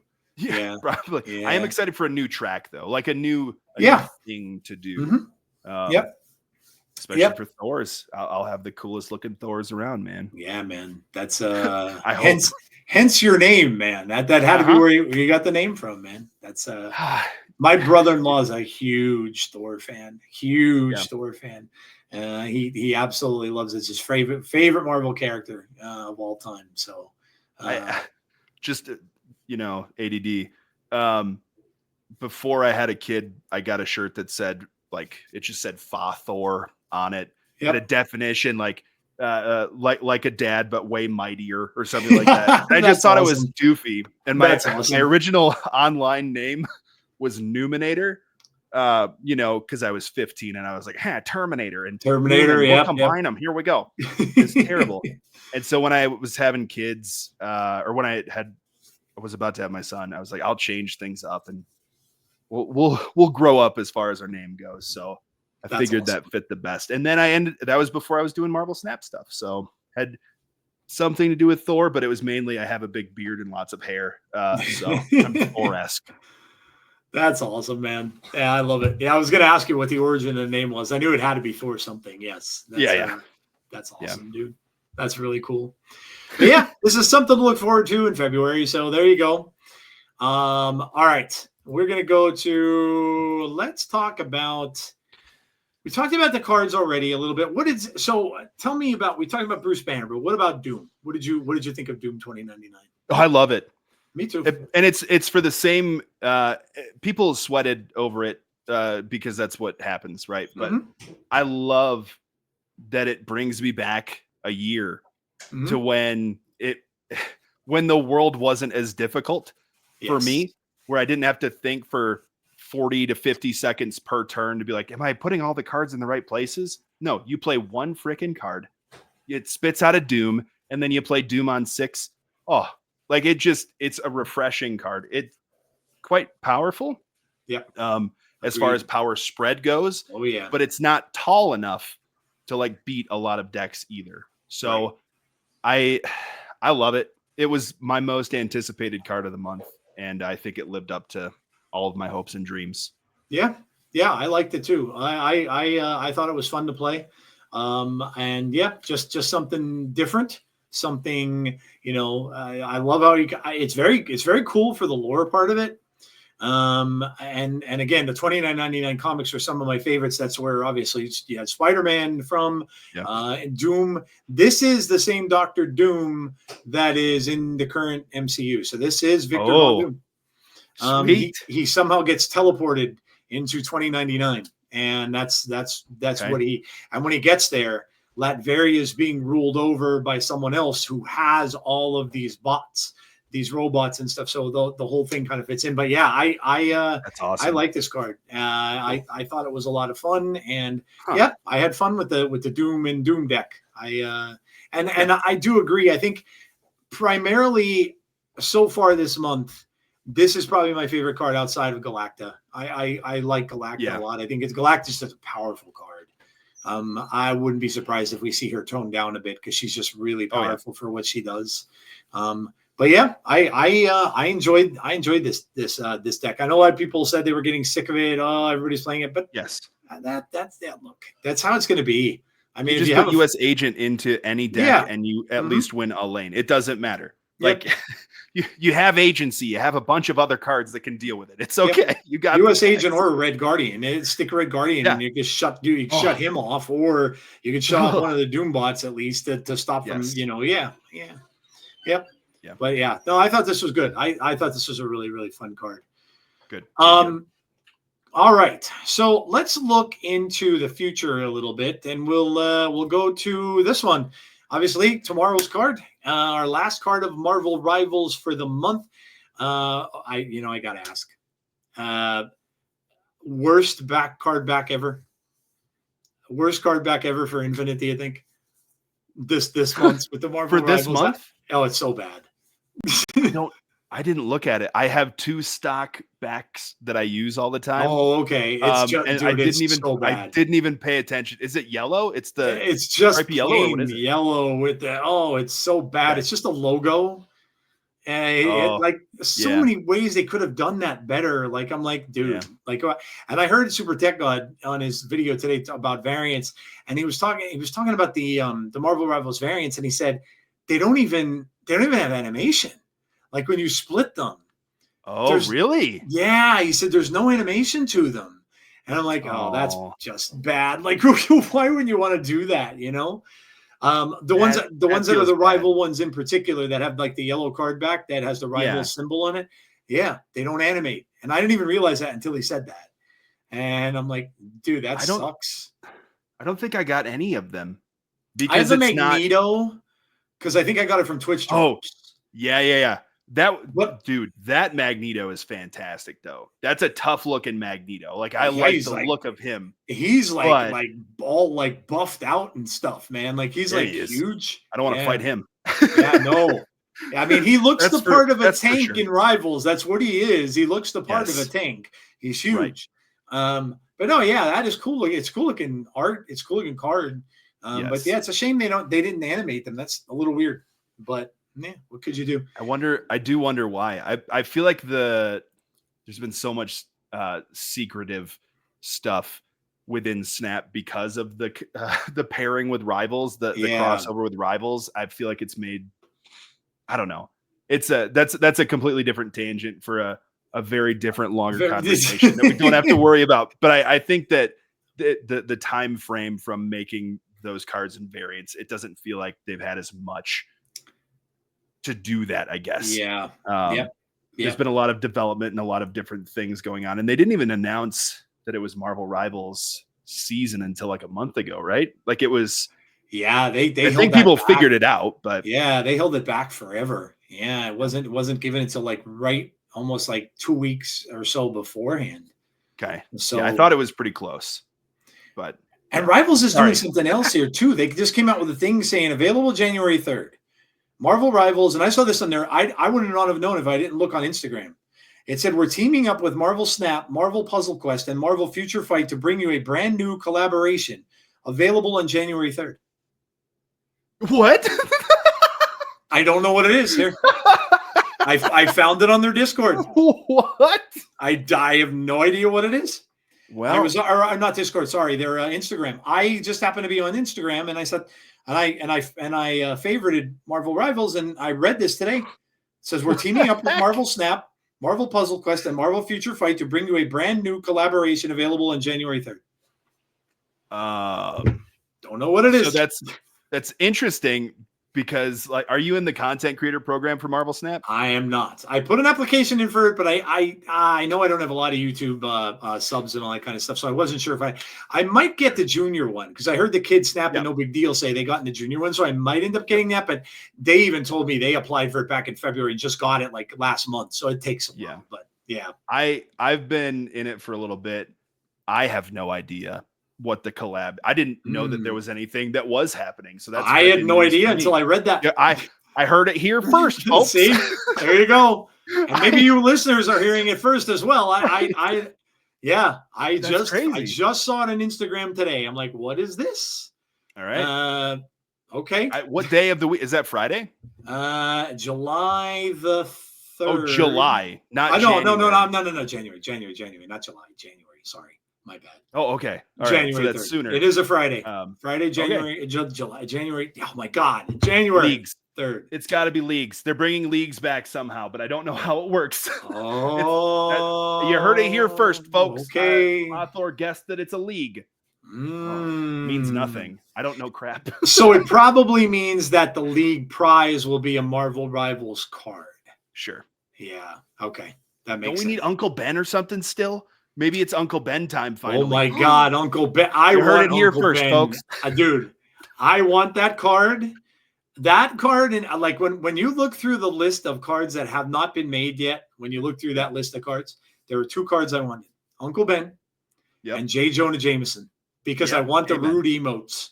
Yep, they were my 2 that I had to have, and they better make Jonah someday because I want the ruder emotes.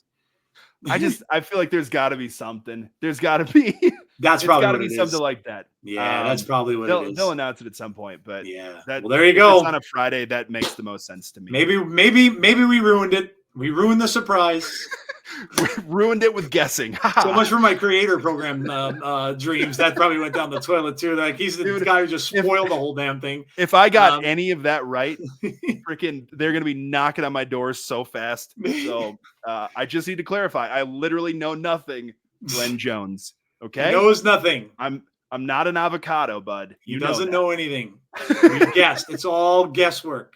It's logics and guesswork. Yes. Oh, that's so funny. But anyway, right. We have Rocket and Groot coming out tomorrow, which a lot of people are saying is going to be the best card maybe this month. It is a 3/3. You can move this once. After your opponent plays a card here, steal 1 power from it. Very interesting card. We've never really seen anything like this. It's taking power away from the card, so it's going to grow. We know what steal does. So, and you can move it. But yeah, I don't know what do you make of this card? Sure, move players will probably play it, but I don't think it necessarily needs to be in move. Yeah, you can play it in toxic as well, which would work Surfer. Just fine. Surfer deck. It's for sure. So. Yeah, I did it. Put it in Surfer. I'm a deck builder, guys. It's a 3. I mean, I think this card, it goes along with all the Guardian stuff, right? If you can guess what your opponent wants to do, or you have some inkling about what they're going to do, you have a huge buff to this card. You can also just mess with your opponent a fair amount. So I don't.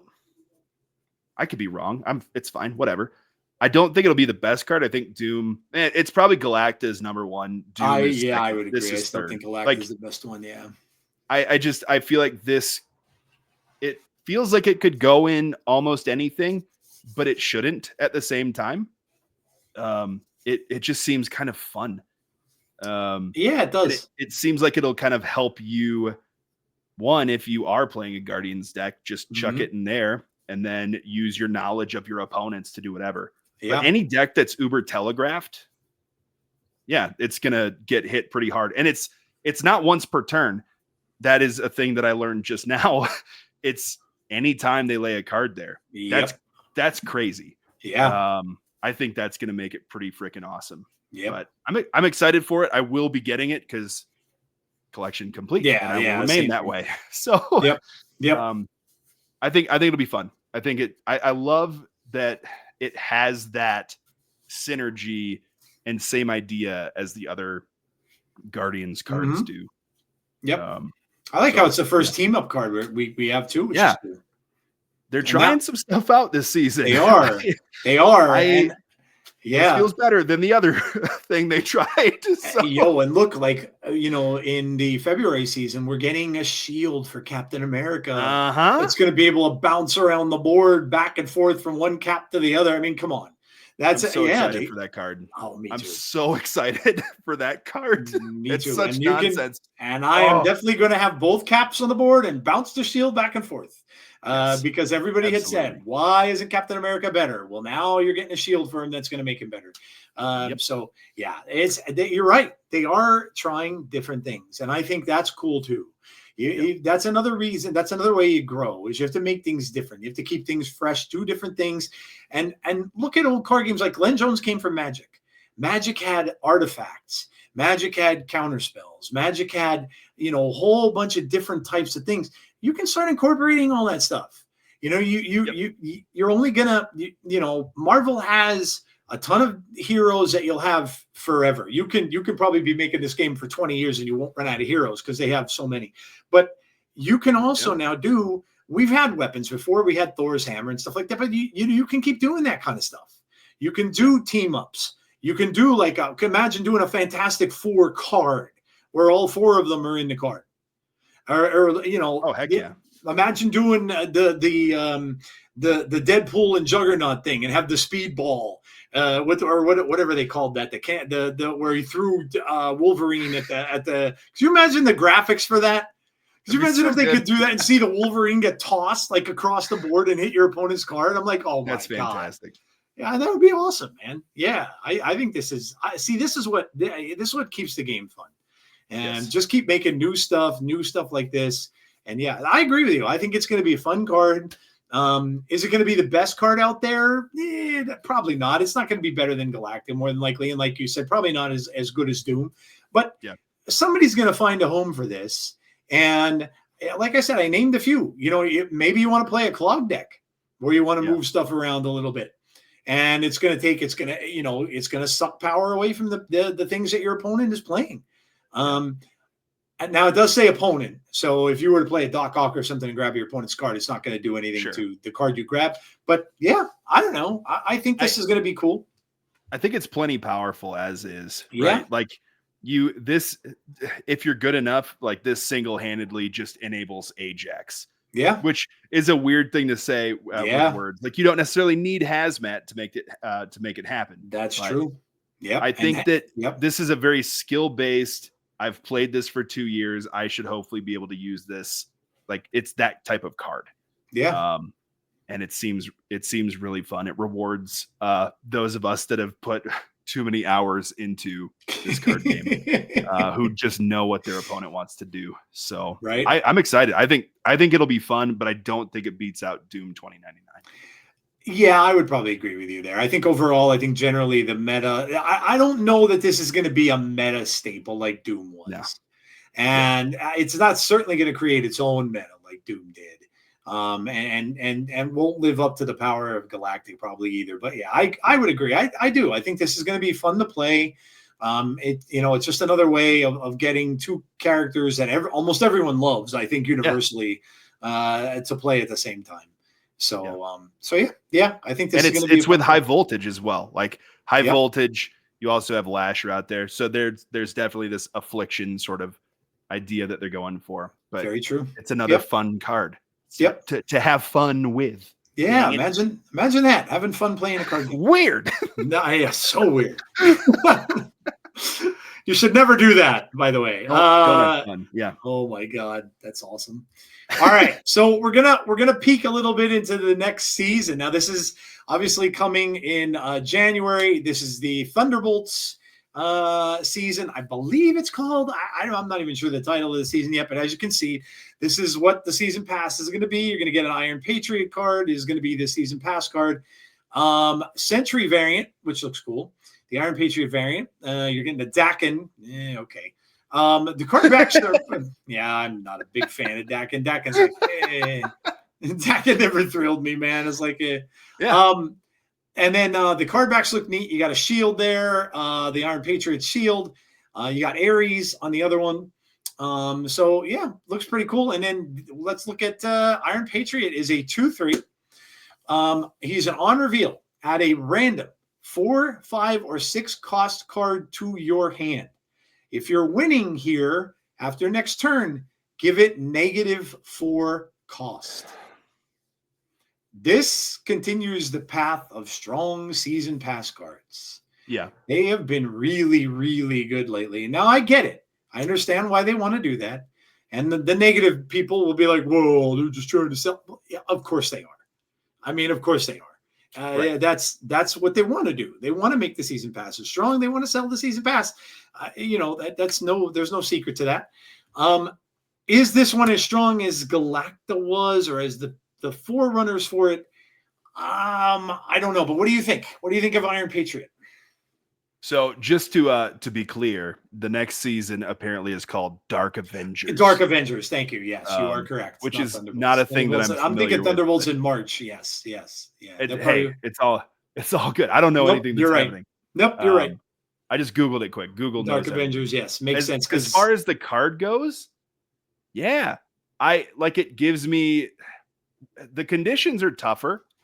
So I feel like it's going to maybe not be something you actually want to play on 2, or if you know that your opponent is taking a while, for some reason that I feel like this is a very intriguing conquest card. Okay. Like right off the bat, that makes the most sense. But I think that the thing that makes or breaks it is, what card did you get? Did you get high Evo from it? Because then you're pissed, but it's still a 0-6. Yeah. If you're winning that lane, right? True. But if you're running Quinjet, cool. So I guess I'm just trying to justify, is this card worth getting? Which is not really the point. I think it's going to be fun. But I think there's so many cards that already add cards. So is this just a worse version of Valentina? I don't think so. But Valentina guaranteed gives you a 6. It's a smaller pool. She gives you a 6, but it's a negative. It gets the negative hit to reduced in 2 ways, right? So this could give you a 0-6, a 0 cost 6 drop, or a 0 cost 4 drop, or 0 cost it could 5. give you that's awesome. 0 Red Hulk, or a 0. Right. Yeah, it could give you something really good. But like you said, it's very much RNG, because you could get a lousy 4 cost. That might just be terrible. Like you had mentioned, high Evo, which does nothing for your deck. You might, but you also don't want to lay whatever card you get until, if you play it on 2, you have to play it on 4, because you need to see the outcome. So I kind of like that too. That in a weird way, this feels like it kind of synergizes with the Rocket and Groot idea, because you want power in that location. So you need some way of saying, screw you, buddy. I'm getting my stuff. So I think it's just an interesting thought process for the card. I don't know if it'll be good, but if it gives you something at reduced cost, booyah. Right. Yeah. It's just, can you make it happen efficiently and regularly? I don't know. Yeah, that's a good question, because again, you've got to almost prepare for everything. And if you get something garbage that's going to be worthless to you, then you're and that's Mr. Negative, that would, right? Mr. Negative would suck so bad. Yeah, right. Oh, you could probably name a big bunch of cards that are not going to be good. That's awesome. Yeah, Mr. Negative would be horrible. But you're at worst, you're getting a card you're never going to play. But I guess that's a good way to look at it. Is the upside better than the downside? I mean, 2-3 is not a bad stat line for a card. Sure.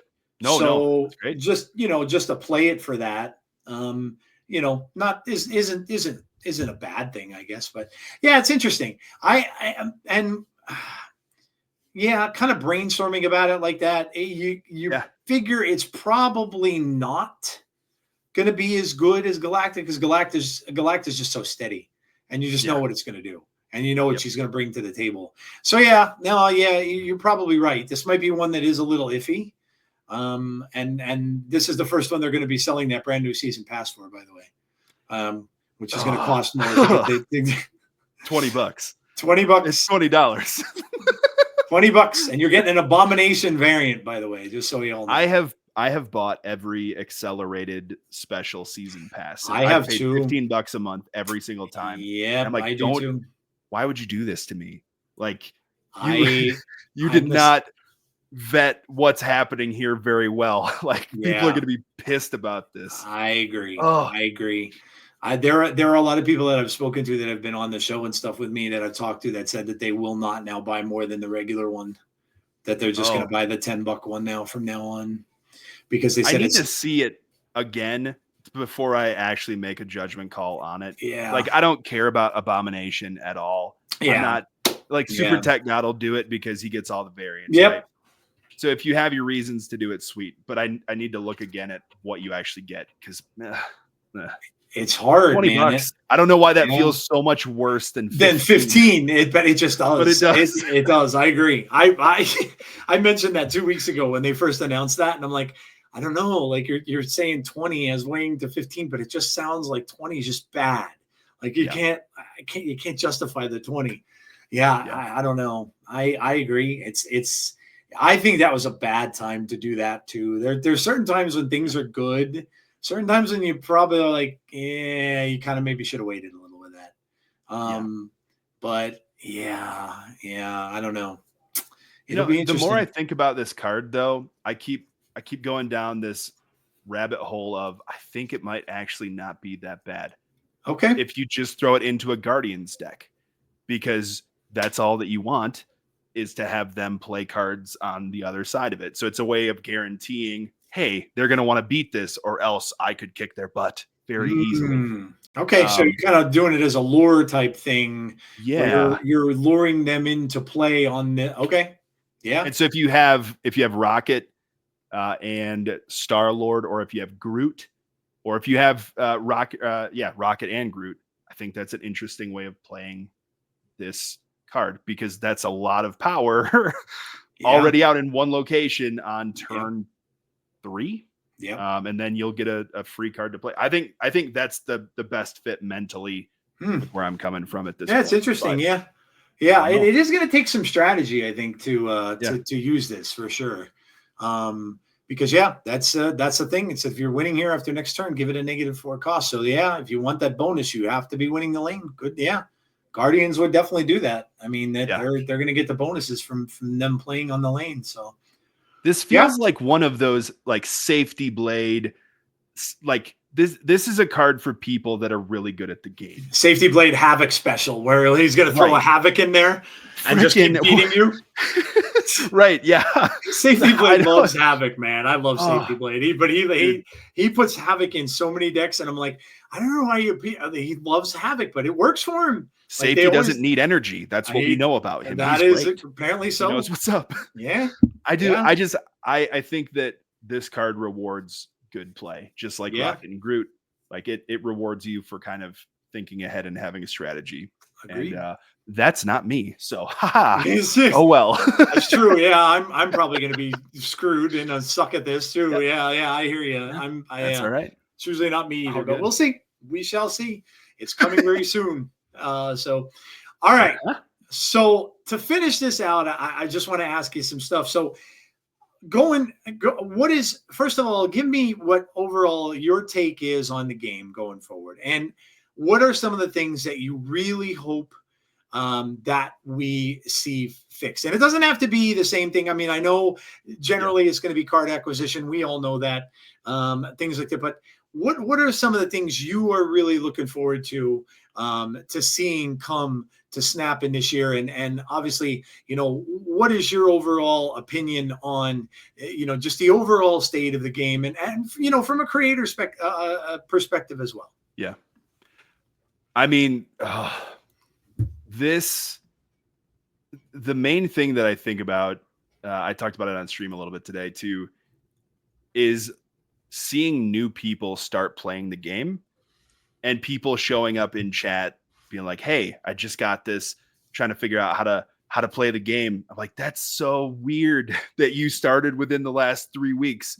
Like I feel a little bit bad because I have no way of empathizing or understanding where they're at, because I don't know how long you've been collection complete for, but I've been collection complete for quite a while. It's been a bit. It's been a while. It sucks to think about how long it will take them to get to a point where they can play these types of decks or play decks that I'm featuring, period. And I love that. And so one thing I would love to see is how on earth are they going to get new players to join in? because there's a lot of angry players who are still begrudgingly doing their dailies. Yeah. I would love to see what they're going to do. I think they would also love to see what they're going to do to bring other people in. But that's one thing that's awesome for me, is to have people just show up and be like, I clicked on your face because you got a beard, and I'm just trying to learn how the game works. I'm trying to understand how you do stuff. I'm like, that's so cool. I love that. Yeah. But yeah, the things that need to get fixed are the obvious ones, right? I'm not a crazy innovator when it comes to stuff like this, because I've been playing a card game for 2 years. Yeah. And before that, my experience was I bought Yu-Gi-Oh cards in 6th grade and had Pokemon cards when I was in 3rd grade. Yep. Like that kind of stuff. I don't know enough about these games to be an authority figure on, here's what you do, this is what you fix. I think they're going to need new game modes. They got to fix the money. That's all that I know. I'd love to see, personally, I'd love to see the meta open up a little bit more after this month. I know that they're going to hit a bunch of different cards because there's a few cards that are a little too prevalent. This is everyone's fault in January when they nerf Red Guardian. Just so we're all aware, this is everyone else's fault but mine. I did not play that card. You did this to him. Yep. But there's going to be a lot of things that get hit, and I'd love to see kind of a different style of meta, and I don't even know what that looks like, but a different game mode that's less sweaty and not as time consuming as Conquest. I would love to see something different, just because we need something different. 2 years of ladder is a long time to play against the same people. Agreed. So, yep. I don't. That's a super tough question for me, because I don't think about the game that way. Yeah. I'd love to see Sandman come back and be an ongoing card so I can do my thing again, but that's never going to happen because the game has moved on from that, right? If you can't have OG Sandman with Arashem, it defeats the purpose of Arashem, and they're not going to do that. So, I mean, the things that I'd love to see, probably just, I can go back and watch a video of mine from a year ago and see what Sandman used to look like. There you go. But I think cards, they're moving in a fun direction. I think the Bruce Banner experiment, hopefully they learned something. I don't know what they were trying to learn, but 25% does not feel like the right percentage to me to spend 6K tokens on. But the new acquisition system, man, I would love for it to be awesome. Yeah. And I know just as much about it as everybody else does. So I'm crossing all the things that I can cross, hoping that it will bring people back, because I'd love to see the game be more exciting and have different ideas and different people, and not have everyone be so pissed off, because it's been a pretty strangely positive experience for a card game. I think the community is nice. The other content creators are nice. It's just a nice game to play and group of people to hang out with. And I'd love for that to continue and to not be so angry, I guess, if that makes sense. Yeah, it does. Great point. Yeah. 100%. Whatever they do, I mean, I'm hoping for a draft mode. I would love to see them pull that off. Oh yeah. I don't know how they will. It's going to be tough, because with not they can pull that off in Magic because they have so many cards. But when you have less cards, it makes it a little tough. And I could see, I know they talked about that in the dev notes and said that it's difficult because, if somebody wants to draft a discard a deck, well, you're not going to necessarily be able to do that because the cards aren't going to come around your way. So, I'm going to be interested to see how they, I'd love to see it though, because again, you want to talk about a different different mode. That there will completely turn the game around. Isn't that a part of draft mode though? Is you get what you get and you don't pitch a fit. That's you just it's a different way to use those cards than you're used to. Yeah, I think where they were coming from is I think in general, if you like Magic scope is so much bigger just because of the fact that, and normally, even if you get stuck with some crap cards that you don't necessarily want, you can still fit them in as like commons to work in an overall theme.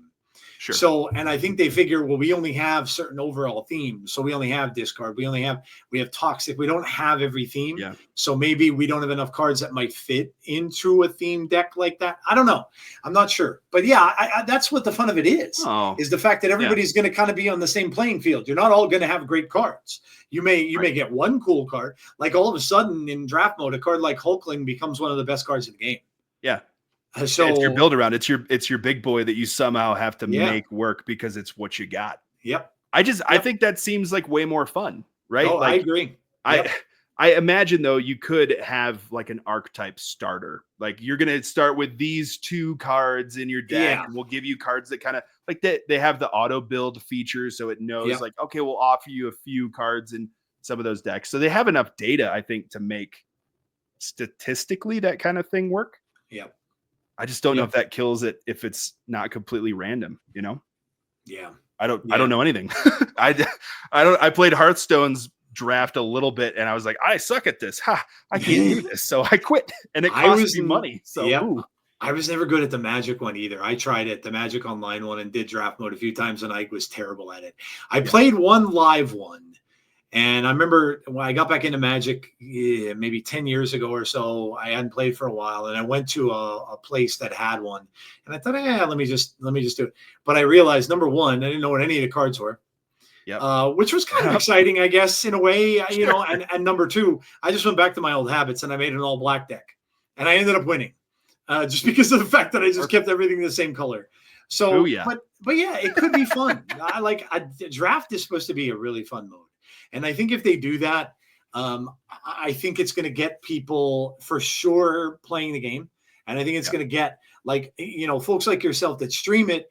It's going to be fun because you'll just be able to see people playing draft matches. And it's fun for people just to watch and just see what's he going to get. Like you know, what's it going to be? What's the draw going to be like? What's he going to play if he's just playing random cards? So yeah, I think that'll be awesome. And I hope they come through with it. I hope they figure it out and find a way. And of course, like you said, all the acquisition thing. Look, I think with the little things they just said they're doing I get it. It's a quick fix. It's a small thing, but it is a step in the right direction. The finishing Series 3 thing, I think, is big. That's a big thing for them. So now you're going to get that done quicker. So for players that are in Series 3, you're going to be able to get through that faster. So I think it is a good step in the right direction, but we got to see what the cash system is going to be like, what the monetization part of it's going to be like. That's the part where they really got to nail. Yes. And so that's, I think, what's going to bring people back to the game. So we'll see. The other thing too, like, do they just ditch the idea of tokens? Do tokens turn into something else? Do the track that the collection level stuff, like, does it fit in there? So like, I do not envy their position at all because they have to make so many people happy with what they're about to do. You're right. And it's a big deal, and they all know it's a big deal too. Yeah. And I feel like there's so much of the game's future riding on the next 2 months of the game. Yeah. And that, like, I love the game. I love the community that I have on Twitch and YouTube and Twitter /X, whatever, wherever. Like I love the people that watch me and come hang out, and I don't want it to just disappear. I agree. So I have a vested interest in this going well too, right? I would love it if they could make something good happen. Please, everybody. I want to keep this going. I agree with you 100%. I enjoy doing my show, and I would love to keep going. Right. So I agree. That's awesome. Well, listen, man. Thank you so much for being on. It was a pleasure chatting with you. I don't want to take up too much more of your time because I know you've got a young one too, and sleep is hard to come by. Amen. So, yeah, but thanks for coming on. Tell all my listeners where they can find you, and obviously when you stream and all that good stuff. Sure. So the easiest place for the next week, because it's Christmas vacation, the easiest place to find me is on Twitch. I stream just Marvel Snap on there currently. I'm FaThorNewman on there. And if you're listening, that is Thor, like the god of thunder, and then Newman. So it's like Father Newman, but you could just call me Newman or Thor. I don't care. So Twitch, I love it. It's a great community of people. I keep things as positive as possible, but I'm also going to complain about Mill and Arsham. So if you like that, there we go. I'm on YouTube as well, but I haven't put up videos consistently because I'm running out of time just for everything. But I post on X, post on Blue Sky. Yeah, Blue Sky. I don't even know what to say about Blue Sky. It's so small of a thing so far, but it's kind of cool. There are a lot of people that are Snap creators on there now, so that's kind of neat. I don't even know what my thing is on Blue Sky. FaThorNewman.bsky.social. You could follow me there. It's the same exact post that I do on X. I also have a Threads, but no one uses Threads. So booyah. I'm one of the only ones. But yeah, I don't love social media, but I know that social media is a big part of content creation. But those are the main places you can see me. When the school year starts, I'm hoping to have 3 videos up a week on Monday, Wednesday, Friday. And then streams are 7 a.m. Mountain Time. So your EST. So that's 9 a.m. your time. Yep. It's every Saturday at 7 a.m. ish, depending on how early I can get up. But no one else is streaming then, and that's just the time I've carved out. So there you go. Yeah, that's a good point. Be a little different than some people. Hey, look, that's exactly why I watch some of the people I do. Like I watch Binks because I stay up late, and Binks is always on like my time until sometimes 2 a.m. So Binks is one of my favorite content creators for Snap, and I agree. It's a weird reason, but he, do you know who Dan Giesling is? So he was on Big Brother. Okay. He was one of those contestants. Dan Giesling also streams on Twitch. Oh, okay. He did a podcast with another dude that I love named Northern Lion. Okay. And they just talked about starting content creation. What do you do? How does it go? Yeah. And I was listening to it, 2-3 years ago. And I heard this dude named Binks pop up who was just asking some questions. And it's that freaking Binks. Oh, no kidding. That's cool. And it was right as Marvel Snap was coming out. He was asking questions on how do I start doing this stuff. And I realized that and I was like, holy crap. Wow. It's so cool. That is cool. And so it's just this weird, I don't know. He came from the same kind of place that I did, had the same influences that I did. And I appreciate that about him. Yeah, that's awesome. If you need a podcast about becoming a content creator, Dan Giesling and Northern Lion have a podcast called Check the Wire that you can only find on YouTube. I'll have to check that out. That's cool. It's very fun. I'll shoot you a link later. But nice, yeah, definitely. That's a pretty niche podcast right there. So yeah, it's a weird plug, and it's been done for a few years. So that's awesome. That's awesome. Anyway. Yeah, Binks is cool. I love his song. His theme song cracks me up every time I hear it. Every time. It's ridiculous. Every time I hear it, I laugh. I'm like, I get a chuckle out of that. Heck yeah, man. But yeah, this was a ton of fun, man. I appreciate you having me on. I appreciate your patience as well. This was absolutely. This has been a really crazy last few months with getting sick all the time. I'm sure. 1 and she licks windows and eats nonsense. Oh man, of course. I think I've had 8 different sicknesses over the last 2 months, and I appreciate everyone's patience with me trying to just stay alive over here. Yeah, hey, that's what comes with the territory with that. I remember back to the time when mine were that young, and I'm like, I remember trying to just shuffle watching a TV show for like half an hour, let alone doing a podcast. Yeah. Yep. So I can understand where you're coming from. Yeah, man.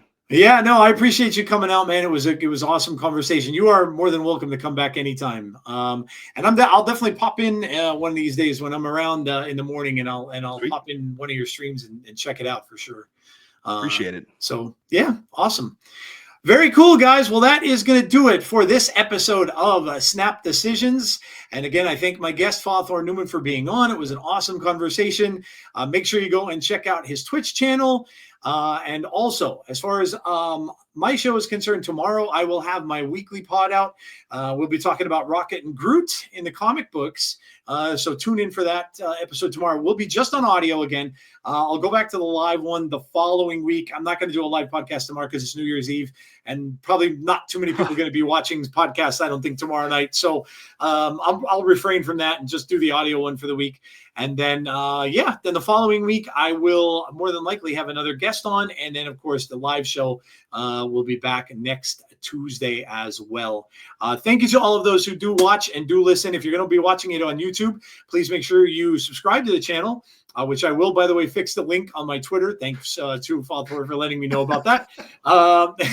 And also make sure that you drop a comment or two. That would be cool as well. If you are listening on audio, you guys rock. Thank you all for listening on audio wherever you are listening, whether it be Spotify, Apple, whatever. You can follow podcasts on there, and you can also rate them. If you would be so kind as to do that, I would forever appreciate it. All right, guys, that is going to do it for this episode, and I will talk to you all soon. Please stay safe. Always be kind to one another, and hopefully I will see you all for the next episode of Snap Decisions. Have a great one, guys, and I'll talk to you soon. Good night, everybody. If only I had spidey senses, so I can tell